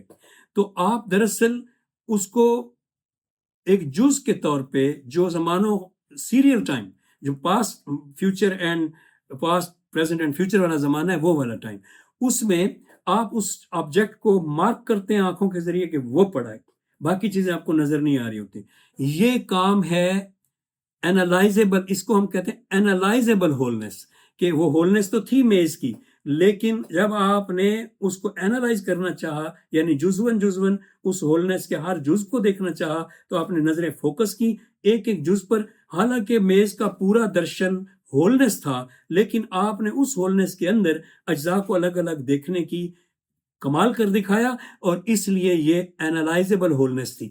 یہ ساری کائنات میں ہم کر سکتے ہیں اینالائزیبل ہولنس. اب اقبال کہتے ہیں کہ جو وہی ہے، جو ریویلیشن ہے، وہ ان اینالائزیبل ہولنس ہے. ریزن کیا ہے؟ ریزن یہ ہے کہ اس کا ٹائم اور اینالائزیبل ہولنس کا ٹائم ہے دونوں ٹائم، دونوں زمان ہیں، اور زمان ہے تو دونوں ایک ہی چیز ہیں. فرق صرف یہ ہے کہ ایک سیریل ٹائم ہے جس کو اینالائزیبل ہولنس کہا ہے، اور ایک ان اینالائزیبل ہولنس ہے کہ جو پیور ٹائم ہے. اور پیور ٹائم بڑی سمجھ میں آنے والی، بڑی سائنٹیفک، بڑی اصولی چیز ہے. اس پہ فزکس نے بھی لکھا ہے، تو یہ بھی دوسرے خطبے میں بڑی تفصیل سے پھر اس کا بھی اقبال ذکر کریں گے کہ پیور ٹائم میں جو ان اینالائزیبل ہولنس کی طرف ہمیں لے جاتا ہے، ہم اس کو مشاہدہ کرتے ہیں، اور سیریل ٹائم میں جو ماضی اور مستقبل والا ٹائم ہے. ویسے یہ بات حق سلطان باہو نے بھی بڑی وضاحت سے لکھی ہے، اور مولانا روم نے بھی. تو ہم اس پہ وہ جو مولانا روم کے اشعار ہیں نا، جن میں ابلق ایام وقت کا گھوڑا لمحہ موجود پر بیٹھا ہوا مومن، اور اقبال کا بھی ایک ہے اشہب دوراں وقت کا گھوڑا، تو وہ والے اس میں ماضی اور مستقبل کو اڑا دیا گیا ہے، خود مولانا روم کے شعر میں. تو وہ پردے ہٹا دیے گئے ہیں، تو صرف حال آ جاتا ہے، تو اس وقت آپ کو پیور ٹائم مل جاتا ہے. تو یہ ٹائم دونوں ایک ہی ہیں. ایک دھوکے میں ہمیں پاسٹ اور فیوچر کے میں رکھتا ہے، تو اس لیے وہ اینالائزیبل بن جاتا ہے، اور دوسرا دھوکے میں نہیں رکھتا تو وہ ان اینالائزیبل ہولنس دکھاتا ہے. یہ بات بڑی آسان ہے فزکس کی روح سے، اور میں فزکس کی روح سے ہی اگلے چیپٹر میں اس کا عرض کروں گا. اشارہ دے دوں اگر کوئی فزکس کے لوگ بیٹھے ہیں کہ یہ آسان کیسے ہے، کہ یہ کائنات پوری جو ہے یہ ویو فنکشن ہے، اور ویو فنکشن کو کوئی نہیں دیکھ سکتا. جب بھی کوئی فوکس کرتا ہے کسی چیز کو اس کائنات میں دیکھنے کے لیے، تو ویو فنکشن کولیپس ہو جاتا ہے. As soon as you observe the view function it gets collapsed, اور اس وقت وہ پارٹیکل فنکشن بن جاتا ہے، تو کائنات مشہود ہو جاتی ہے. سو اس پہ ہم اگلے خطبے میں بات کریں گے. تو ان اینالائز، دوسری بات، پہلی بات جو آپ نے یاد رکھنی ہے کہ حضوریت ہے وہی میں، کہ وہی جو ہے وہ امیڈیسی رکھتی ہے اپنے اندر، کہ اس کا تجربہ بھی سائنسی لیبارٹری کے تجربے جیسا ہے، بس یہ. دوسری ان اینالائزیبل ہولنس ہے اس میں، کہ اس کا ٹائم پیور ٹائم ہے، اور اس لیے جب آپ اس کو فوکس کرتے ہیں تو اجزاء کو الگ الگ دیکھنا آپ کے لیے مشکل ہو جاتا ہے، تو اس لیے آپ اس کو انٹرپریٹ کرنا میں بھی آپ کو مشکل پیش آتی ہے. مومنٹ آف انٹیمیٹ ایسوسیشن، تیسری اس کی خوبی یہ ہے وہی کی کہ وہ ایسی ایسوسیشن ہے جو انٹیمیٹ ہوتی ہے. انٹیمیٹ ایسوسیشن کیا ہوتی ہے؟ یعنی آپ کہیں کہ میں، بلکہ اس کو سادہ کر دوں، وقت بچانا ہے. کمرے میں آپ سے کہوں کہ آپ اکیلے نہیں بیٹھے ہوئے، آپ کو نظر تو نہیں آ رہا بندہ، وہ غائب ہے، اس کا جسم نہیں ہے اصل میں، تو لیکن وہ کمرے میں ایک اور بندہ بھی بیٹھا ہوا ہے، اور وہ صوفے پہ بیٹھا ہوا ہے. اب جب میں یہ کہہ دوں تو آپ ذرا تھوڑے سے توہم پرست ہوں، ذرا آپ کچے ذہن کے ہوں یا بچے ہوں، اور آپ یقین کر لیں کہ میں نے یہ جو جھوٹ بولا یہ سچ ہے اصل میں، تو تو اس کے بعد میں باہر چلا جاؤں کمرے سے. اب ذرا دیکھیے کہ آپ کی کیا سچویشن ہوگی. آپ بیٹھے اکیلے ہیں لیکن آپ نے ذہن میں چونکہ یہ ڈال دیا ہے کہ ایک نہ نظر آنے والا بندہ بھی کمرے میں بیٹھا ہے, تو آپ کی جو اس کے ساتھ ایسوسیشن قائم رہے گی کہ آپ خواہ مخواہ جو بھی جملہ اکیلے میں بھی بولیں گے احتیاط سے بولیں گے کیونکہ وہ سن رہا ہے. جو بھی جملہ اکیلے میں بھی بولیں گے اس میں اس کو کوئی گالی والی غصہ مسا نہیں کریں گے کیونکہ وہ خطرناک کچھ بھی. تو جو انٹیمیٹ ریلیشن ہے آپ کا اس کے ساتھ کہ اس کی بھی موجودگی حضوریت والی ہے, یعنی وہ امیڈیٹ ہے آپ کے سامنے اور وہ تجربے میں آ رہا ہے آپ کے سامنے. اس ایسوسیشن کے جیسی ایک لمحہ وصال میسر آتا ہے صاحب وحی کو, اور اس وقت وہ جس کے ساتھ مل لیتا ہے اس کے ساتھ اس کا ملنا ویسا ہی ہے جیسا ہم ریئل ورلڈ میں کسی ہستی سے ملتے ہیں. اور اس لیے یہ ایکسپیریمنٹ ایگزیکٹلی حواس کا ایکسپیریمنٹ ہوتا ہے. میں آگے اب جو لائن پڑھوں گا آپ کو اس سے مزید واضح ہو جائے گا. بہرحال تو اب جو ہستی نظر نہیں آتی آپ کو, اب آپ اس کے ساتھ باتیں کر سکتے ہیں. اجیب دعوت الداعی اذا دعانی فلیستجیبوا لی ولیؤمنوا بی, دعا کرو, جو بھی دعا کرتا ہے میں سنتا ہوں. یہ جو بات ہے نا, اس کو پیر نصیر الدین سیالوی نے ایک شعر میں بیان کیا ہے کہ اتنی تسکین پس فریاد کہاں ملتی ہے, کوئی مائل بس سماعت ہے یہ دل جان گیا. یہ والی جو کوئی مائل بس سماعت والی کیفیت ہے نا, یہ انٹیمیٹ ایسوسیشن ہے. اور یہ جب کسی فرید و وحید ہستی کے ساتھ ملتی ہے تو ٹائم کا احساس تھوڑی دیر کے لیے ختم ہو جاتا ہے اور بندہ ایک لمحہ وصال میں آ جاتا ہے, moment of intimate association. Sultan Bahu نے اس کے لیے جو رسول اکرم کی حدیث اپنی کتاب میں کوٹ کی ہے وہ یہ ہے کہ رسول پاک نے فرمایا لی مع اللہ وقت, اللہ کے پاس میرے لیے خاص وقت ہے جس میں اور اللہ ساتھ ہوتے ہیں. تو لی مع اللہ وقت ان کے آگے بھی وہ حدیث ہے, میں صرف یہاں تک. اب ہم پڑھتے ہیں اقبال نے اس حوالے سے جو کوٹ جو میں نے وہاں سے نکالی. Our knowledge of other minds remains something like inferential only. یہ بڑا امپورٹنٹ جملہ ہے, یہ بڑا آپ کے کام آئے گا as an intellectual. Our knowledge of other minds, یعنی آپ مجھے ملے سڑک پہ, میں آپ سے ہاتھ ملاؤں, یہ میں نے کیسے یقین کر لیا کہ یہ آپ ہی ہیں, وہ جو کہ ایک انسان ہیں, جو کہ میرے دوست ہیں, جو کہ وہی ذات ہیں جو میں پہلے ملتا رہتا ہوں, وہی ہستی ہیں. ہاؤ از دیٹ پاسبل کہ میرے پاس وہ کون سے سینسز ہیں جن کو اینالائز کیا گیا میرے لاجیکل دماغ میں, اور پھر کمپیوٹر کی طرح سے تیزی سے میرے دماغ کے کمپیوٹر نے کہا کہ وہ آ گیا سامنے سے, وہ شاہد یا بشیر یا نذیر. ہاؤ واز پاسبل کہ میں اس کو پہچان سکوں. تو جناب ہمیں کیسے پتہ چلتا ہے؟ یہاں پہ پروفیسر رائس کا ایک کوٹ دیا اقبال نے, وہاں پہ اگر آپ پڑھ رہے ہیں تو آپ کو نظر آ رہا ہوگا کہ پروفیسر رائس نے کہا کہ ہم ان کے اشارے سمجھتے ہیں, اصل میں اشارے سمجھتے ہیں. کیا پتا وہ مجسمہ ہو جو سامنے کھڑا ہے, جب تک وہ ہمارے اشارے کا جواب نہیں دیتا. کہ مثلا میں اگر کل کو آپ میرے سامنے کھڑے ہوں اور میں آپ کو نام سے پکاروں بشیر صاحب, اور آپ جواب نہ دیں, تو اس کا مطلب یہ کہ آپ بشیر صاحب نہیں ہیں. مطلب یہ کہ جو میرے اشاروں کو سمجھتا ہے, نتیجہ کیا نکلا کہ نالج تو پھر اس بندے کے وجود کا انفرینشیل ہوا, اور یہ بہت بڑی خطرناک بات ہے. کیسے؟ اقبال کا جملہ دیکھیں نا, our knowledge of other minds remains something like inferential only. لفظ انفرینشیل پہ زور ہے.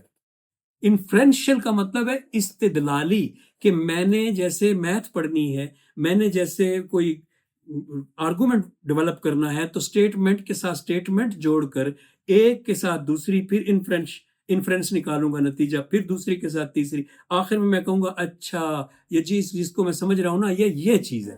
میں تب پہنچوں گا جب پہلے انفرینشیل لنکس بناؤں گا. تو میں دیکھتا ہوں میرے اشارے سمجھ رہا ہے, اس کی پلکیں میری بات پہ مسکرا رہی ہیں, اب میری بات پہ مسکرایا, اب وہ غصہ ہوا, اب وہ ہاتھ اٹھ کے کھڑا ہو گیا, اب یہ سارے اشارے وہ مجھے دے رہا ہے. میں انفرینشیل لنکس جوڑتا جا رہا ہوں, تیزی سے میرے دماغ نے ودن سیکنڈز یہ کام کیا ہے. اور اس استدلالی علم کی طرح سے جو لیبارٹری میں ہوتا ہے, جو نیچر میں انفرینشیل ہوتا ہے, اس استدلالی علم کو یوز کیا میرے ذہن نے, اور اس نتیجے پر پہنچا ہے کہ سامنے جو کھڑا ہے یہ تمہارا دوست بشیر ہے. ارے واہ, یہ کیا ہوا, خطرناک کیوں کہا میں نے اسے؟ یعنی علم ہوا استدلالی طریقے پہ حاصل کہ سامنے بشیر ہے, یٹ ابھی میں انگریزی پڑھ رہا ہوں, وہاں دیکھیے, yet we feel that our experience of other minds is immediate, and I never entertain any doubts as the reality of our social experience.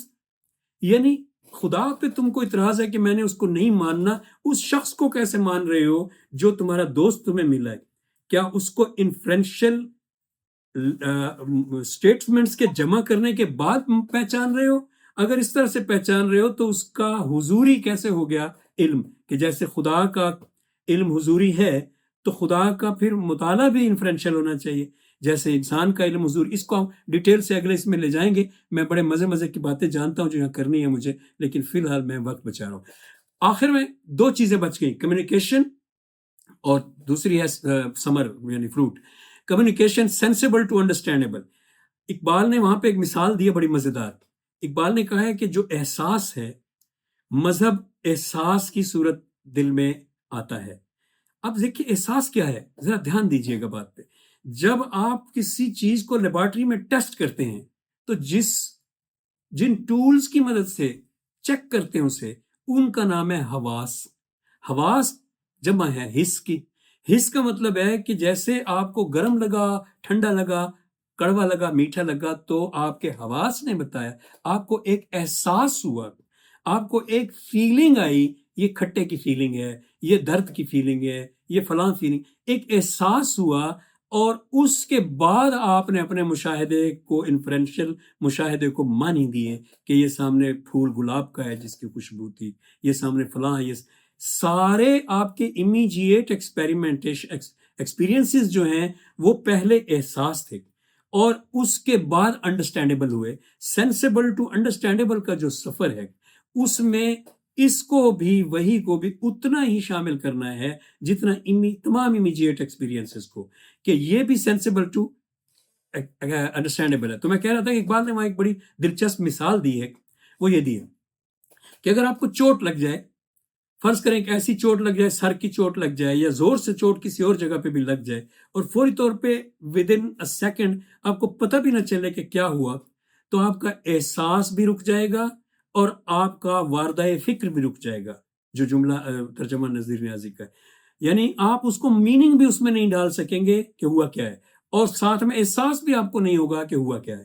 لیکن جو ہی آپ کو آدھا سیکنڈ مکمل ہونے کے بعد، چوٹ کا اتنا ہی ہوتا ہے جب ہوش اڑتے ہیں، تو جو ہی دن میں تارے نظر آنے کے بعد آپ کو درد محسوس ہونا شروع ہوگا، احساس واپس آئے گا، ساتھ ہی فکر بھی واپس آ جائے گی، گویا، اور اس کے بعد فکر واپس آ گئی تو الفاظ آپ کو مل ہی جائیں گے۔ جب فکر آ گئی تو الفاظ مل جاتے ہیں کہ مجھے درد ہو رہا ہے، یہاں چوٹ لگی ہے۔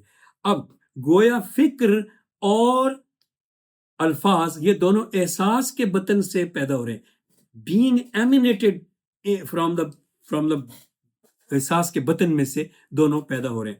اب یہ جملے پڑھ لیجئے۔ It is the nature of feeling to seek expression in thought.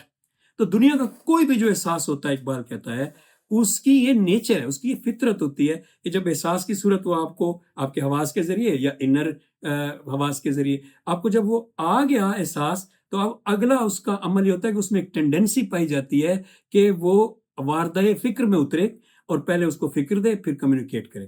What is, میں نیچے والا پڑھ رہا ہوں آخری، what is the other than feeling in which feeling may end. تو یہاں پہ اقبال کوٹ کرتا ہے پروفیسر ہاکنگ کو کہ جب احساس آیا، آپ کو چوٹ لگی، احساس ہو گیا، جب احساس آیا، احساس ہوتا رہا، احساس ہوتا رہا، احساس کہاں اینڈ ہوگا؟ ایک سیکنڈ گزرنے کے بعد، 2 سیکنڈ گزرنے کے بعد ایک ٹائم تو ہے نا جب فکر شروع ہو جائے گی۔ احساس کا وہ سوال کر رہا ہے professor Hawking, what is other than feeling in which feeling may end, کہ فیلنگ کب تک جاری رہے گی، وہ کون سا وقت آئے گا کہ جب فیلنگ اینڈ ہوگی؟ تو جواب ہے، یہ خود ان کا اپنا الفاظ ہے، اقبال کے نہیں ہے، ہاکنگ کے۔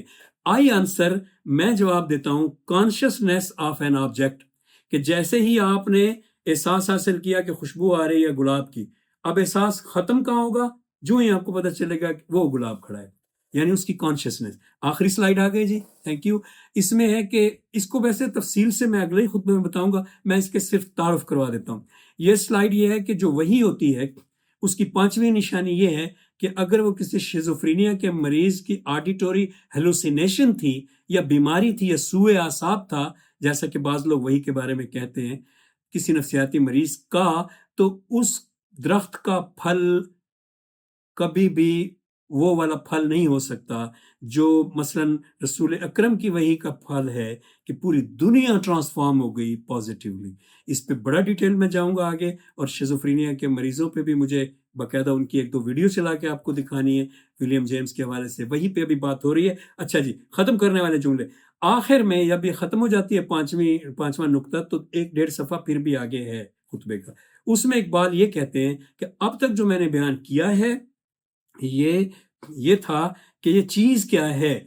اگلے خطبے کا نام ہے philosophical test of religious experience, یہ دوسرے خطبے کا نام ہے۔